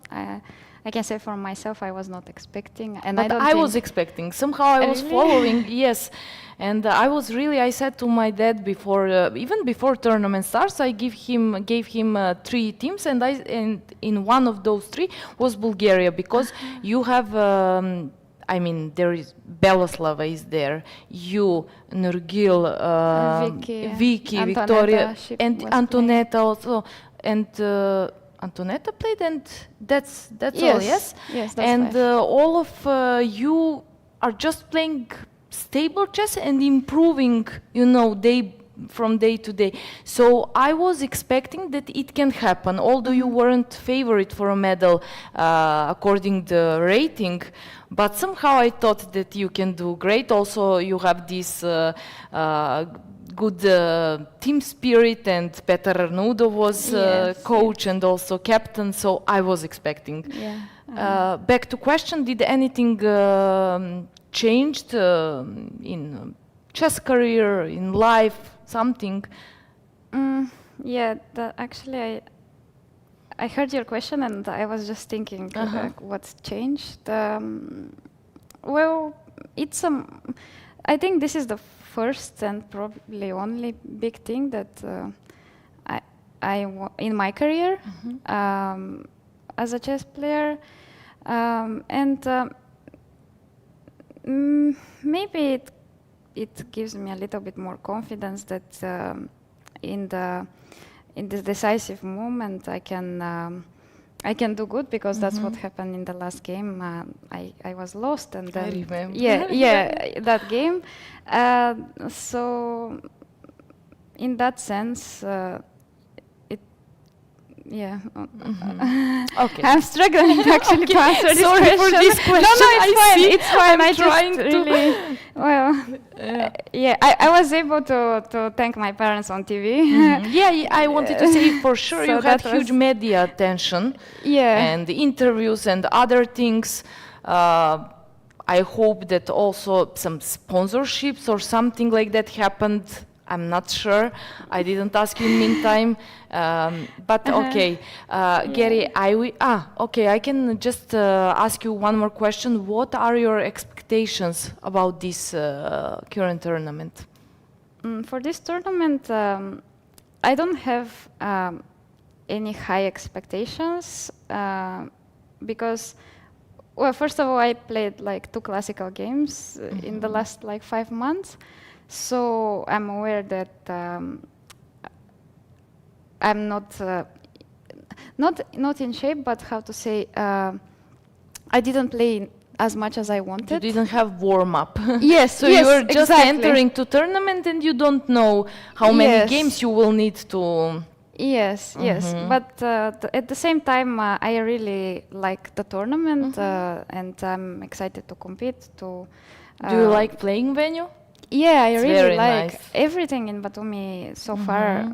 It's well organized and like And the roommate atmosphere also. My great roommate, the greatest roommate. Yeah, I mean I can not have a bad tournament. I think from now on. Yes, yes. Okay, Gary, I wish you best of luck. Thank you for being our guest here, and hopefully I will see you at least few more times here. Thank you so much, Thank Sandra. you, thank Okay, you. I Guys, will wait for you and see you later. Guys, we will go to short break and see you soon.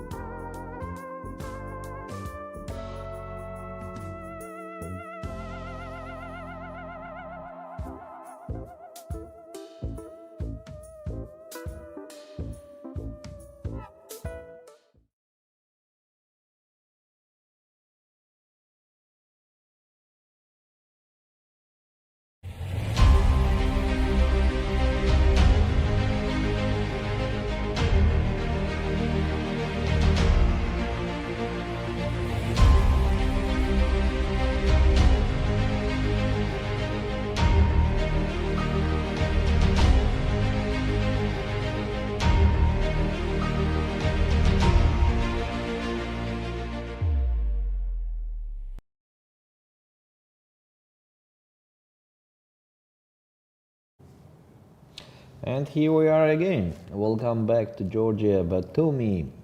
We have Women European Individual Chess Championship, so I will not make mistake anymore. So, and we had the guest, many thanks to her, and now we can continue reviewing the games that left. We have a lot of results already. I will start with the results that we already have on the third board. The Makapurzaladzhe lost against Ulviyya Fataliyeva. Fourth board, Lela Javakhishvili drew against Tatiana Skarbarchuk. fifth board, Giovanna Rapport lost her game. She was almost winning in some point, we can say like that, but after some miscalculations in a row, she lost the game. Sixth board, Bozhena Pidugna draw against Dinara Wagner. Seventh board, Mariam Tsetskladze lost against Ulviyya Kyolbasa. Olga Batelka is in progress. Anastasia Kyutadze lost against Sabrina Vega. Gunay Mamadzada, Anna Kubichka drew. Sofia Hrizlova won long ago against Bodhana Sivanandan.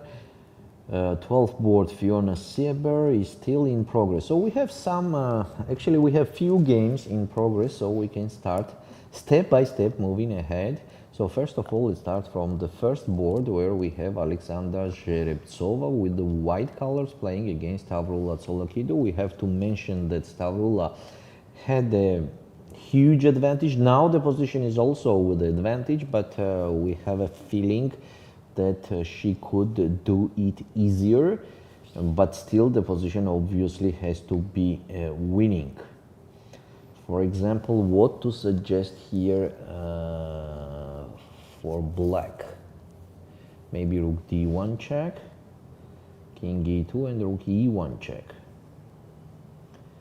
King d3, and now when our pawn is safe, maybe let's try King f3 doesn't work side. because of bishop d5? Yes, on king f3 it's just bishop d5. That makes no sense in this case. Maybe h5. h5 is, I think that the rook, the pawn on g6 is not hanging because of rook d1 check. On king e2 there is rook d2 check, and on king f1 we're doing rook f2 check, king g1 and e2 just promoting. She just made a move, by the way. I think it was king f3 King move. f3. Let's take a look. Wait a sec, which moment? Here we are, rook d2 check, king f1. Here, yes, king f1. And here she did king f3, you are saying that, right? Yes, exactly. Oh, what about bishop e2? Is it a blunder? Oh, oh. No, maybe she's just going to take this. Take and g5. She's going on this position. Wow, clever decision. A very important and nice decision. Maybe it's winning. Maybe it's winning. Yeah, because I have a simple plan like h5, then g4, then take, then play g3, and then to put bishop somehow on f2, but I don't know why. Maybe it is just a draw. Yeah, but black story. is pressing and black has draw in the pocket, so it's nice position just to try to win, but still. Maybe first I will put bishop d6, then I will push h5 and g4, take on g4, and in the moment I will play bishop g3, then to put the bishop on f2. That makes sense. That's clever. Yeah, so I want to do this, then push the pawns until g4, and when my pawn will be on g4, I'll play bishop g3 and bishop f2. Threatening g3, g2. That could be the plan. That's very interesting, very interesting. So Stavroula played king f3 here, the move that we were not even considering. And also on the same time, if white will not play bishop e2, physically there is no other move, because the rook on g2 is hanging, right? Yeah. Okay, so it seems like bishop e2 is the only move and there is nothing to think. And the problem with king on f4 is rook g4 and rook b4. Yes. Just so. So if white just captures on d2, then it will be just losing. This and king g3. She Game just over. played bishop e2 and And very Stavroula fast took. rook d2, rook e2, sorry. Oh, very nice idea that Stavroula created, yeah. To play with the exchange down, but almost winning position. And g5 very fast, so she was Yes, she thinking, she saw calculated. whole idea, made a pattern, and now she will just go for it. She's ready for that. Yes. g5. Okay, white has different moves or not? No, rook g2 is just necessary to play. Rook g2 is necessary to play. What's going on rook g2? for example, Maybe if I bishop play bishop e7 d6, first. I just ignore it, because if you capture here, I'm just promoting anyway. So that's why I put my bishop on d6. I prepare my idea. Is that it just winning? Why then I cannot just just winning. push h5 if rook g5 is not... h5 here. h4. Oh, it's... Goddamn. h4. Stalemate, stalemate. Yeah, I saw this idea, but the bishop was moved. So I wanted to say it's good thing that b4 pawn, b pawn is... Yeah, yeah, I got it. So yeah, bishop d6 seems like a fruitful move, yeah? Still we want to push somewhere, put somewhere bishop on g3 and then f2. So what to do here with the white? What's going on if I simply play rook c2? Is it straightly losing? Bishop g3, then b4, bishop f2. Ah, it's just a checkmate. Unstoppable checkmate. It's very nice wow. line, you see? Do you think she calculated all of this? I hope so. I hope so, and it's just a checkmate. So maybe with the white here we have to give that pawn after bishop d6, just give that b pawn, at least do our bet on stalemate ideas. Bishop takes b4, even give this one. Yeah, because if you do this, then I'm Rook good. f2. I'm good. But you will do g4. Not you, but black. The players with the black colors, Stavroula. I would like that I was sitting there and having this position and knowing everything about it. Definitely. So h5. I just want to go to that stalemate idea. How you are winning here with black? So, for example, bishop c5, h6, and g3. The rook f2 check. By the way, I also G4, have idea with G4. bishop e1. No, or yes, just to go back and take a look while bishop is on... Ah, no. Yes? No, because it's of... not changing much. Then you have to go back. You yeah, just exactly. lost the time. So, bishop c5, for example, bishop c5, h6, and g3. And now rook f2 makes no sense. So, for example, I play something like rook c2, bishop d4, and I'm just staying. Then bishop e5, staying again. How am I improving? Where am I improving? But we could do this idea with bishop e1 and then to push g2 if king takes on e1. If not, then bishop f2, g2. So, for example, here, bishop b4. For example.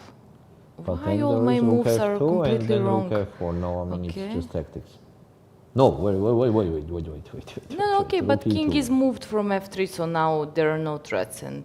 Yeah, so white has rook f2 everywhere. Exactly. Does not it smells like draw?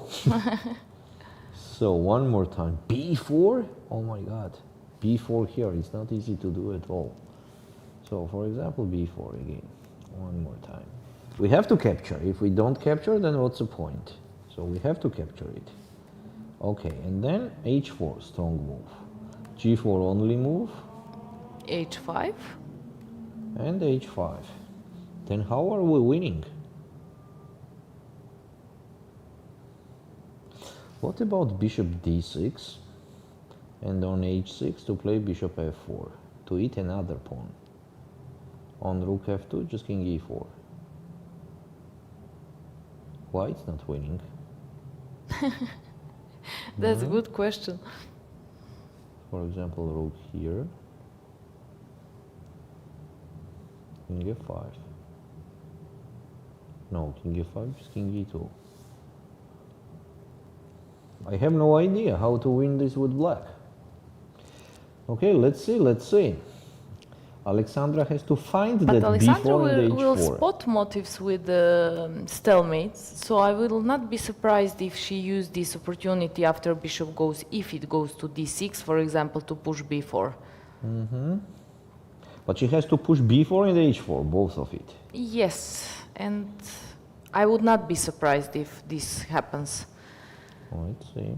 Because there are not a lot of things. If you wait, you will just lose the game, and that's so obvious. So the only thing, and we always hope for stalemate, and this is perfect for the position for that. So she will take some time to try to realize how to give pawns and still to have hope that she can use stalemate tricks. Well, let's see. She has a time. She has 16 minutes versus Stavroula's 6 minutes on the clock. Okay, let's review another games if we have any. Where also we have a lot of things changed in meantime. Oh, Yuliia Osmak is absolutely losing. Oh, so it means that Charis Peglau is winning with the black colors against a very strong player. That will be a very big achievement in this tournament for her. Okay.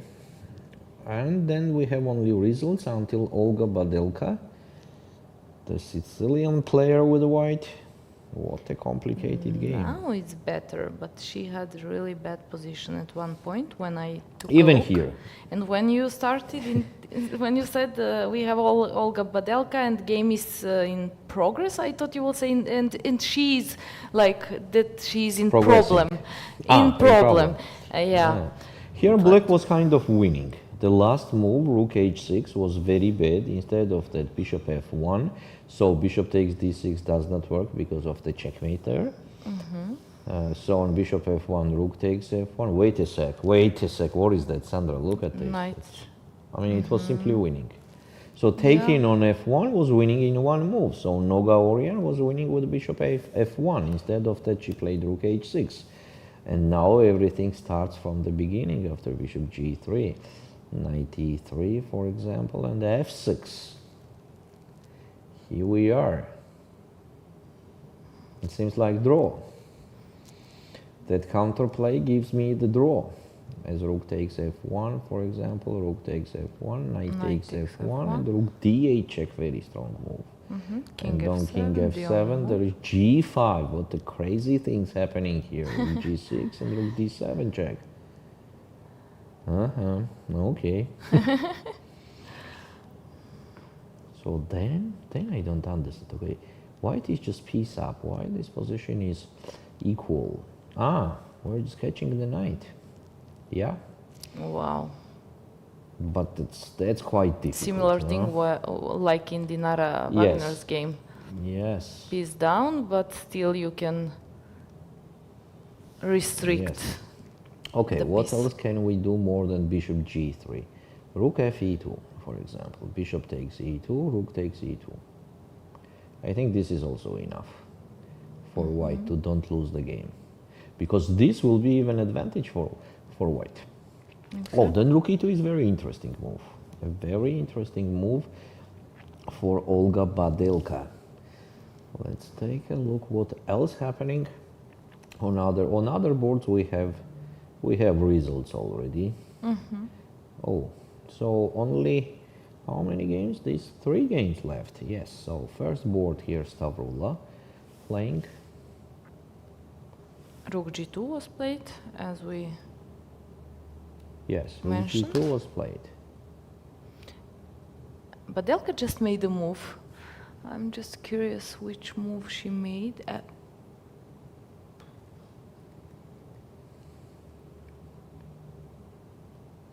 Badelka, let's take a look. She played f6.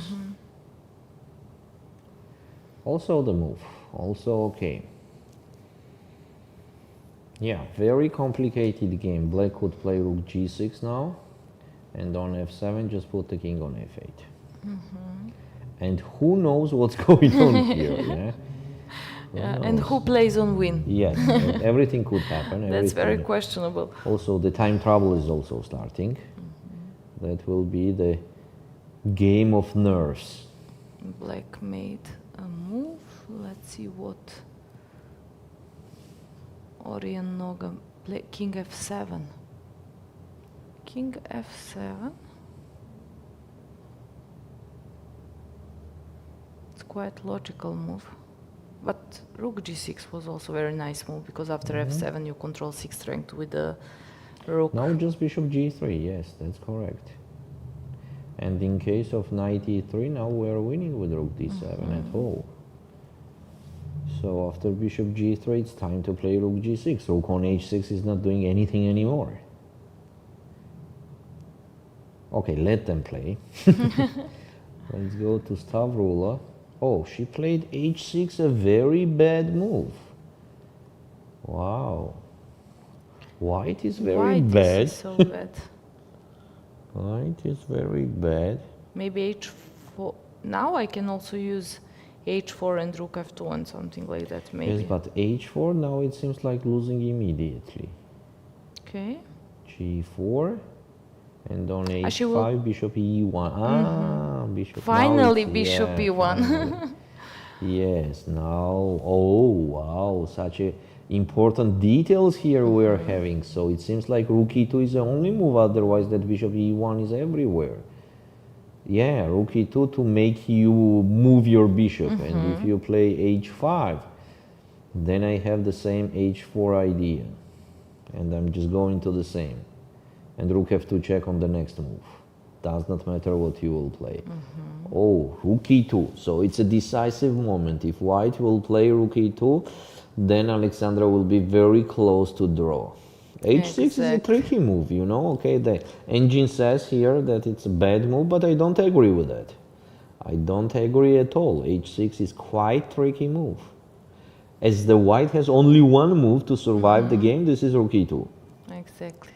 And maybe someone is wondering why black should not capture the pawn on h4, because we would have this endgame with wrong color bishop. So then white can sacrifice the rook for a pawn Anytime, and just to, yeah. Yes, anytime. So rook And e2. here we are. Rook e2. Here we are. Alexandra played rook e2. Now how to create any chances? I have no idea now how to create any chances. Oh, how winning Stavroula was. And you see what's going on. Seems like dead draw. Just a dead draw. The main idea is that, I mean, the last correct move that Alexandra has to play when Stavroula moves her bishop, does not matter where, just to push b4, immediately, to give up that pawn immediately. Let's take a look at the second board where Yuliia Osmak, okay, what to say here? The position is absolutely losing, yeah. Yes. Yeah, She pushed here too much. She tries to win the game, but sometimes it's better to accept the situation, and draw is a draw. Half points better than Yes. nothing. So what happened here? Here happened bishop g3, take on f1. So rook will take on f1, I hope so. Olga Badelka is thinking. Yes, what Yeah, are she's options? thinking. One the is option rook is f1 just rook and- f5. What a crazy move, but I don't think she's thinking about that, huh? How to think about rook f5 when you have 2 minutes on the clock? Makes no sense. No. Oh, she captured, yeah, she captured on f1.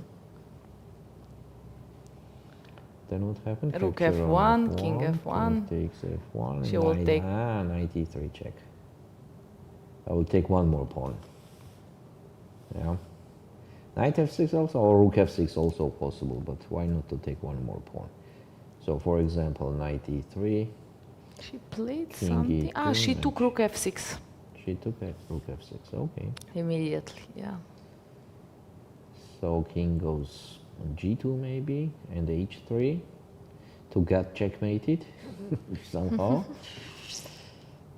Okay, if I play just king g1, black captures on c3, and I have bishop e5, I hope so. Rook f3, king g2, rook e3, take on c3, take on c3, rook d7 check, king e6, and take on h7, and who knows what's going on again. What a tough game, huh? Very complicated game.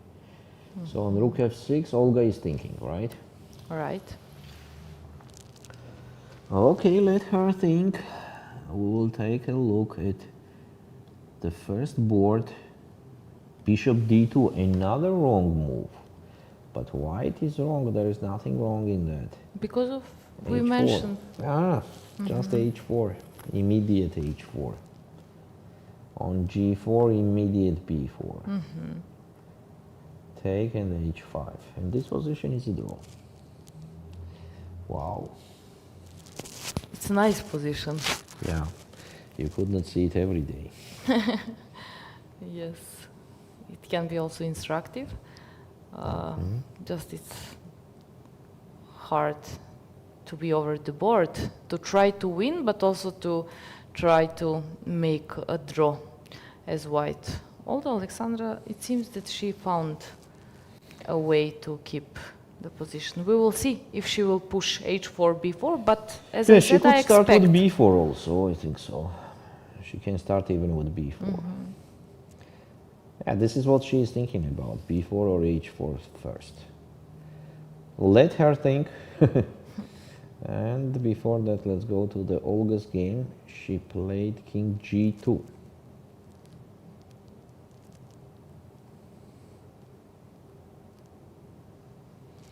So here is different moves for black. So most obvious is to take on c3. But what's going on after bishop e5? Knight b1. And then attack the bishop. Oh, it's just the immediate draw. Yeah, it's just immediate draw. Alexandra played rook h2, okay. Where? First board. She decided to play rook h2. She didn't so it push. means that she did not see it. She can't see that idea? Oh.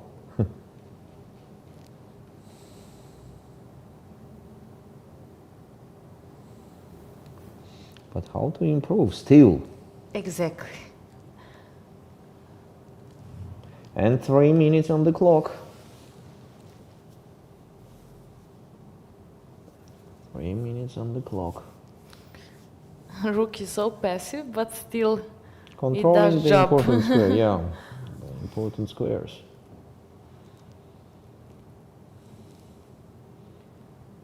Less than the 3 minutes on the clock. So another time trouble started. What's going on in Yulia's game as the opponent seems like... She has very bad position, but it's always tricky whenever knight is at the board.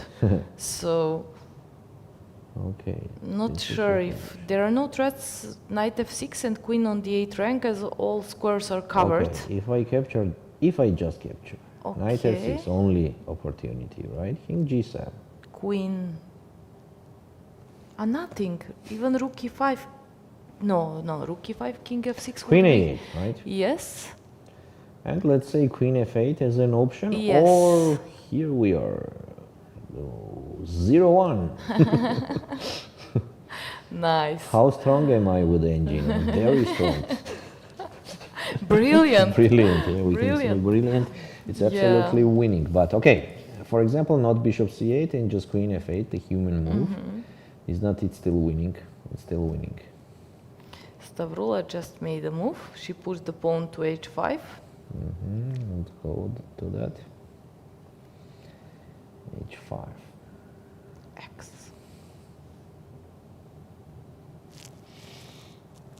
Okay.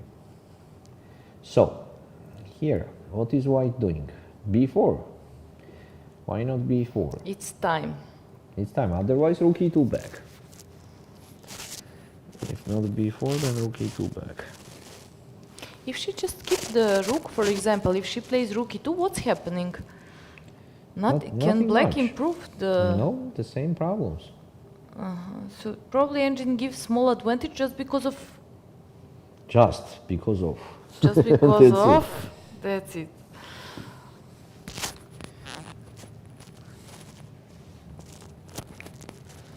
Okay, so let's see.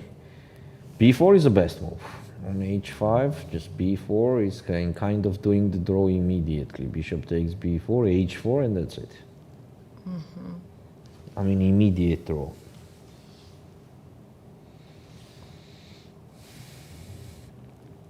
But she has time. She has time for now. She could think a little bit. No worries. Yes, she has 9 minutes. It's enough. Second board. What happened here? Something happened, but I don't have it. Knight came to f6 finally, but I'm afraid. So It's too late. what was the last move? Ah, queen d8 was played. Oh, it's a little bit passive. Yeah, well, we are considering rook takes e3. Knight f6, even... But you know, when you're over the chessboard, you see threats which doesn't exist sometimes. Yeah. So knight e8 check, she's going to play king f8. I think this is her idea. But it's not so easy here. It's not so easy because white got some threats there. So now this is a position where Yuliia is thinking. Yes, but we should go to the first board. Here we are. Rook g or bishop e1 or what? Because engine bar got crazy. Well, bishop e1 doesn't work, rook bishop g5. e1, yeah, it does not work. Just But rook g5 winning for white. Okay, g4. What's going on if I take, and b4? It seems like I am not on time. Bishop e1 now. Oh, Yes. shoot. Oh, g4 is winning immediately. g4 is winning the game. So one more time. I'm surprised G4, that she didn't went this, with b4, to b4. be honest, earlier. And bishop Bishop e1. e1. So rook has to stay on e2. So then rook e2. How the black is winning here? Going to going to g3. Oh my gosh. Oh my. Oh wow. What a powerful bishop. Yes, and only one And tempo is once missing. again, one tempo. Yes. Oh, One she tempo. didn't play. She played Bishop c3. bishop c3. What? Now Sound of b4 again, the only disappointment. move. b4 is the only move because on rook e2, then definitely g4 is winning immediately. Oh, let's see if she will play b4. But she will take a time here. Okay, until that we can go to Osmak's game. She's still thinking. Let's take a look at Badelka. Yeah, here is clear draw. Here everything got cleared. Okay, there is nothing to watch. Bishop c3 and waiting for Alexandra Zhereptsova to do the b4 that has to be done long ago. She is thinking and no b4 is going to happen. Change your mind. Are you sure she doesn't hear us? I think she doesn't. Yeah. Otherwise she will would play push b4 finally yeah, b4. A lot of multiple times. Even just to hear 4, it's enough, because b4 and h4 comes together. Yuliia played the move, but I don't have a move, so I will refresh.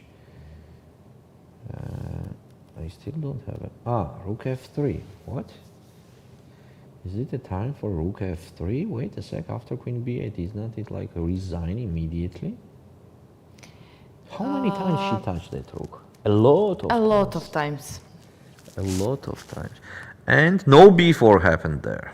So now Stavroula is absolutely winning. Absolutely winning after g4. Okay, she has to play g4 if she wants to win, otherwise what else? Maybe first bishop e5, yeah, that makes also sense. Bishop e5 first. With the same idea. But the idea is the same, does not matter. We will play 30 seconds on the board. Yeah. Move order is here actually not so important. 30 seconds. No, she couldn't see that idea. Yeah, she just does not see that idea. That's pity. Yeah, you were so disappointing saying this, but it is pity.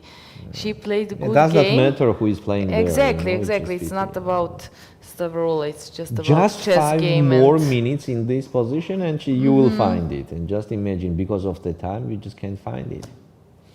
The same mistake with white, rook g2. it was necessary to play b4. So just imagine one side is not playing b4 And the other then one is others not using them. Yes, another one is not.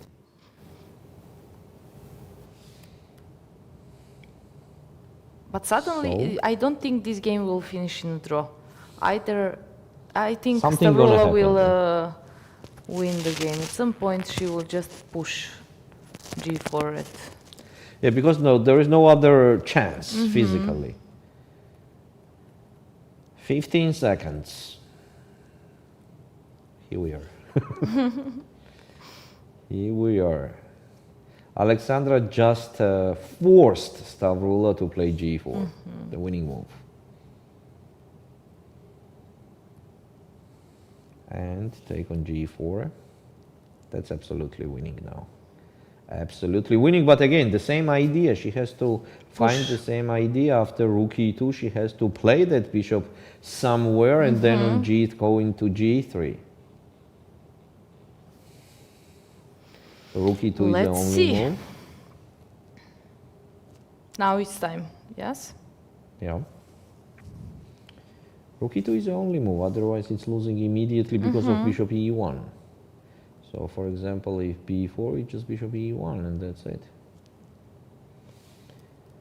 If rook h2, that makes no sense at all. I will just do bishop c3 and the same stuff.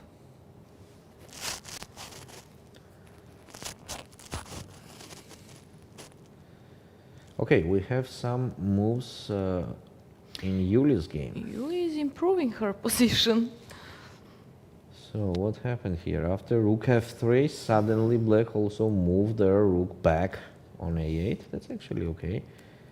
Rook g3, king h8. Why king h8? Why Because of knight h5, so yes, she's but afraid. do I worry about that? For example, if I play rook c8 and just push the pawn. In case of knight h5, then I'll play king h8 or king h6 even. Well, I That's it. agree with you, but you know, Yeah. when you play on And then take seconds, the you knight just with the see king. knight h5 and you want just to go with the king. Yes, that's true. When you from- have for 54 seconds on the clock, yeah, king h8, queen c5, queen f8. Why not rook c8 in this position? Yeah, rook c8 and just push the Now, pawn. I agree with you, yes. Queen f8, queen d4, queen h6. Where are we going, guys? Rook c8 once has to be done, right? Rook c8 is a move that has to be done. Okay, let's take a quick look at Olga Badelka's game. I don't think there anything is smells like happening, a but draw. yeah, it's just a draw.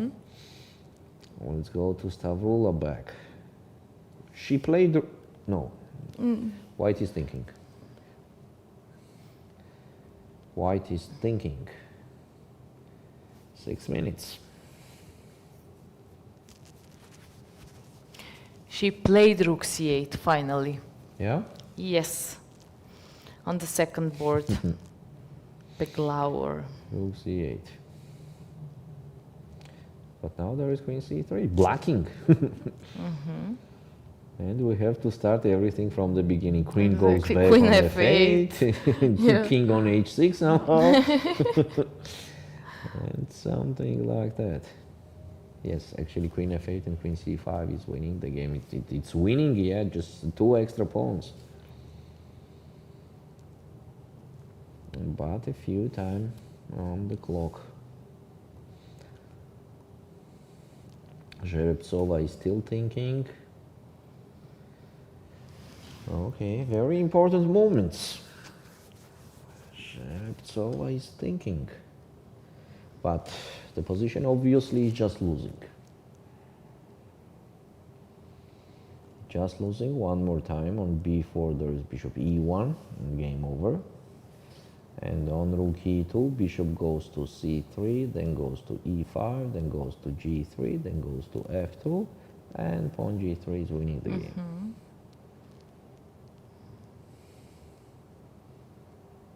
But we can't see that on Stavroula's face, you know, that she knows that she is winning. Yes, otherwise she would look a bit different. A little bit, at least a little bit relaxed. Okay, rook E2, e2 so was now played. now it's and time, let's see what we said, yeah? black can do for 40 seconds.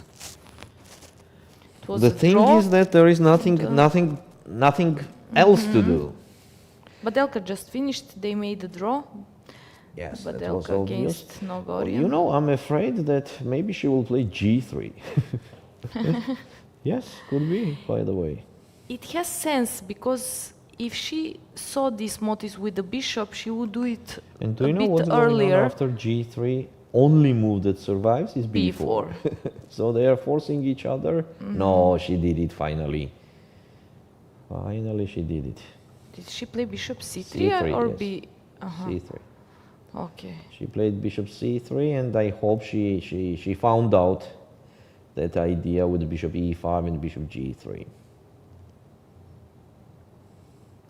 On rook g2, do we have bishop e1? Yes, we have. Why not? It's the same position. So what? b4 and bishop e5. Just don't take that pawn and you're just winning. She will not take this Yeah. pawn for sure. No, as she played bishop c3 now, I hope so. She played, no, actually she played bishop c3 before also, but she did not go to e5. Hope now it's different moment. Yeah, but it's so obvious that there is no progress without doing something Yes. tricky with the bishop. Yes, if So you want to after win. pawns are on second rank, you cannot push them. So the only way is to put the bishop on f2. Correct. And b4 is coming, but it's too late. And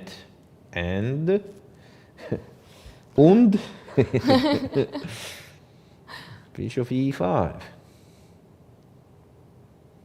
30 seconds.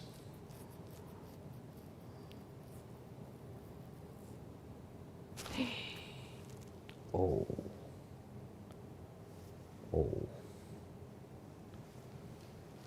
Oh. Oh. No comments. Yeah, after rook f2, they just agreed on draw. King e4, just go with the rook on f7 and immediate draw. Oh. Strange. I a have bit no strange. words.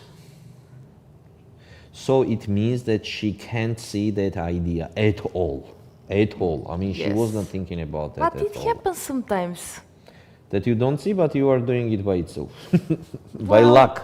What I can say, Yeah? we all know how strong chess player is Stavroula. Yeah. I really thought that she will find in Don't some tell me- moment, but Don't tell me that she missed rook f2 check. no, not rook f2. It's just No, the right idea now. with the bishop or what. Yeah, that I agree completely. Yeah, that's just a fact that she missed it. She didn't see it. Just a little bit more time, and she's gonna have much more chances to find it out. Yeah. Imagine when he goes to a room and Oh, that's the worst terrible moment. feeling. Terrible feeling. Yes. And then you were wondering how is possible that I could not see this. Such a simple thing. Exactly. Rook f7. Yeah, that's so simple now. But it's possible. Alexandra is thinking, but you know what? She does not have even the chance to do the mistake, because even rook b2, rook a2 does not matter. Any of them is a draw, because definitely black could not improve. Oh, she saw now? Don't tell me that she saw now. No, or she No, is I just think she's disappointed. just disappointed and she knows that most probably this game will end in a draw. Yeah, that's. But it happens even to top players. I was listening Swidler's interview or something, and he was mentioning that he played a game, he had some complicated position, he had a feeling that there is something. So he was trying to find, and he said, come on, find, otherwise you will went out of the playing venue and someone will tell you, and suddenly it's a draw, he goes out and the guy is telling him, in 20 moves, it's game over. So he says it was a bit like study, you know, position. It wasn't easy, but it happened. He knew, but he could not find. So, and Yeah.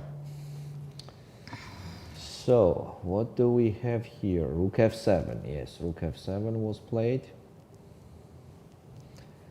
And this is just a draw. This is just a draw. Yeah, actually there is nothing to analyze here. So we go to the last game where Yuliia Osmak against Charis Peglau, and now Yulia has less time than the opponent. What was the last moves? Yes, jumping around, queen c3, jumping a little bit, and then queen f8.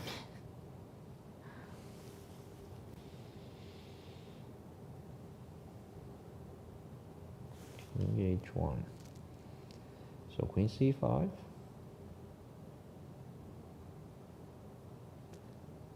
What's wrong with queen c5? For Nothing. example, white is just waiting again. Nothing is wrong. Oh, then I have the excellent idea. Oh, that's cool. Yes. And king, in case You of get taking, two then- passers and yes, or also maybe first even bishop f5. Ah, I'm first. not sure. Okay, you can do it. I thought because Yeah. of e6 and But threats, d4 is but everywhere, d4 is yeah. just on time, so Then d4 and just game over. queen c5, just on the board. She played it.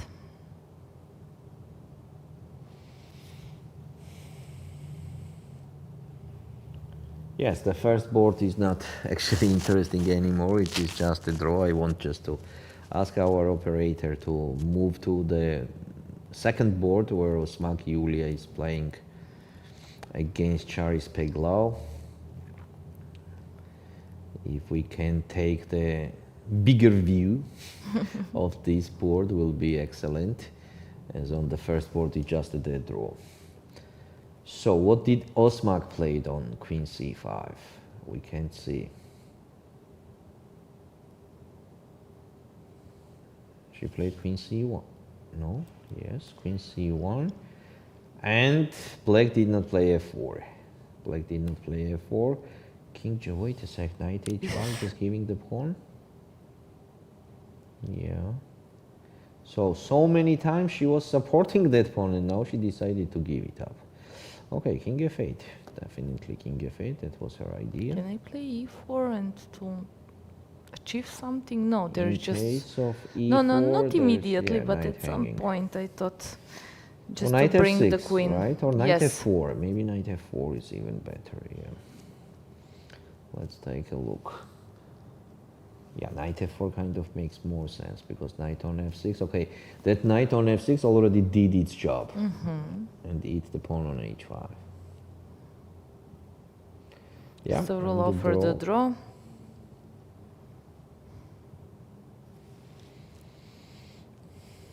Yulia is thinking. 33 seconds. Time to do the move.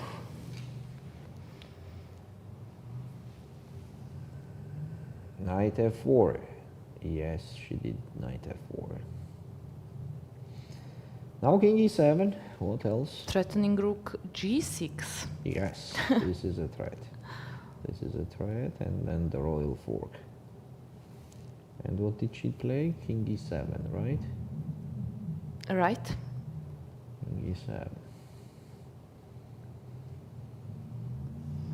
h5 is very unpleasant move for black. It is. And in case of taking on h5, then take on e6, and I think I have to survive here somehow with such a weak king attacking the f5 pawn. Let's see if she will play h5. It's her turn.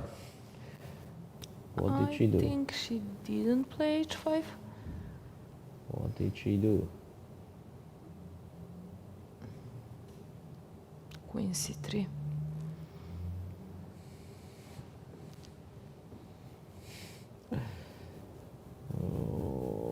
Then what to do then with black?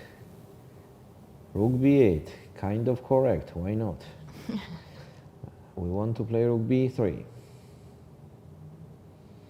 For example, now on h5 it will be rook b3. And I'm good.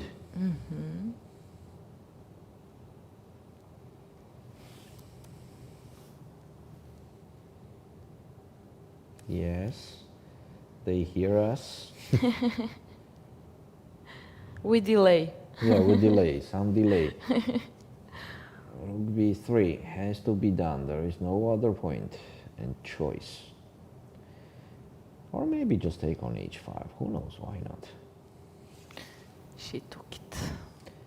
She took on h5, right? Yes. She decided to take.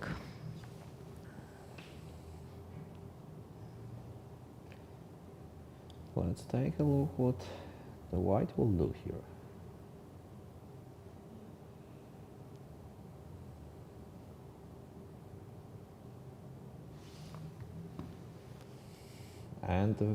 And here, yeah, Olga Badelka agreed on draw. Okay, that's so obvious, right? No. Which No, game is that? I'm confused. Maybe this was Fiona against Hannah, because I saw that they are still 12 playing, board. but it was, yeah, it was draw position, so, and we had those maybe more interesting positions, so I didn't want to switch there. Okay, so rook What g7, rook g7, rook Wait. b3 happened. Okay, I will refresh it.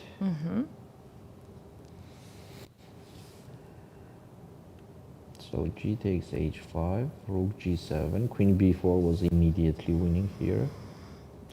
Because there is queen e1, queen h4, and checkmate. Checkmate. Just a checkmate. Instead of that, in the game was rook e3, queen e1 and queen e3.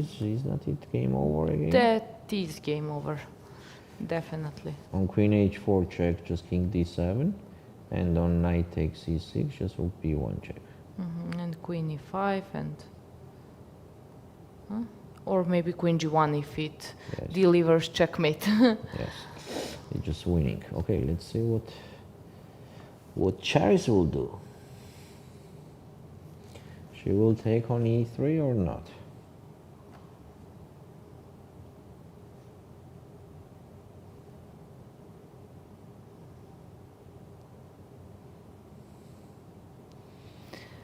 She has a few time to think, and she's using it.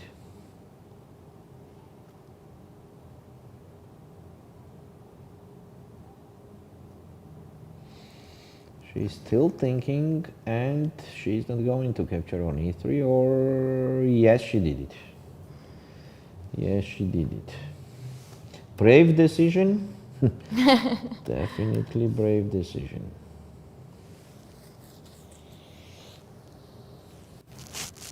Yeah, now it's just game over. Exactly. Okay, she played good game. If we forget that she lost some tempos, Yeah. moving the king and the queen from f8 to h6 and moving back. But Queen h4 checking, d7, last correct move to play. Yes, it's done. No, there is nothing more than knight e6, unfortunately.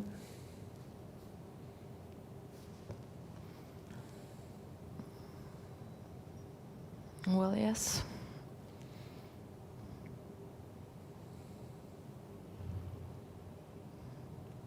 Now it's over. Game Yeah. over. So what happened? What was last move for white? I don't have it on the... she's She still thinking didn't or what? play anything. 10 seconds. And She took she took knight on e6. e6. Yeah, what else to do? Now the things are too simple. Rook b1 check, king h2. Queen e5 is also simply winning, but queen g1 is doing the checkmate there. As on king h3, there is rook b3, g3, and queen h1 checkmate. Or in case of king g3, there will be queen e1 check or queen e3 check. Yeah, both of them is winning. Queen e1 check, as there is no king h3 because of rook, the same rook b3. Yeah. She gave queen g1 check. Yuliia will play king g3, most probably, but it's almost the same. It's just easier to spot immediate win. Yeah, she played king g3. Now queen e1 is winning immediately. What about rook b3? King f4, queen f1. Queen e1. Yeah, she did queen e1. So there is no point.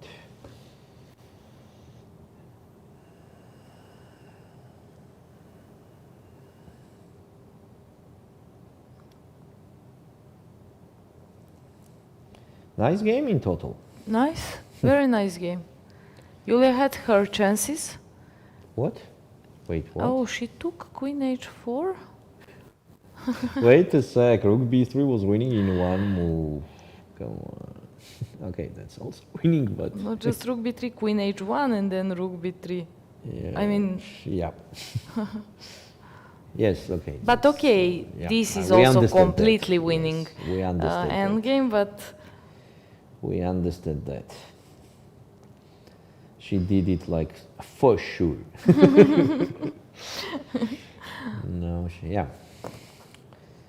The game is over. We can already say that. Yeah.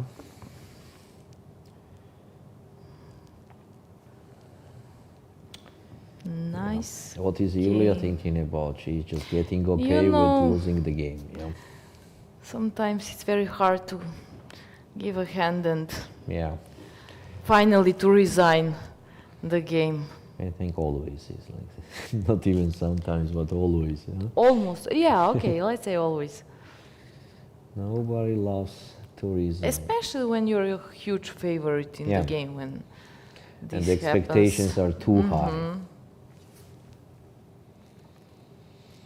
I'll just take on e5 and then promote the pawns. I mean, even c3, Even c3 immediately, yeah, I just... either d4 and then to choose Whatever. which one I will push. Whichever. But okay, she can also take.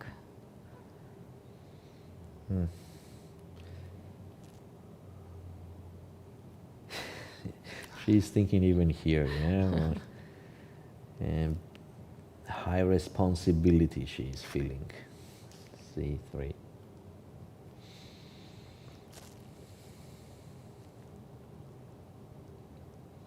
On rook e8 check, there is just king d7 and then we're promoting. So rook c8, d4, yes. d4, yeah.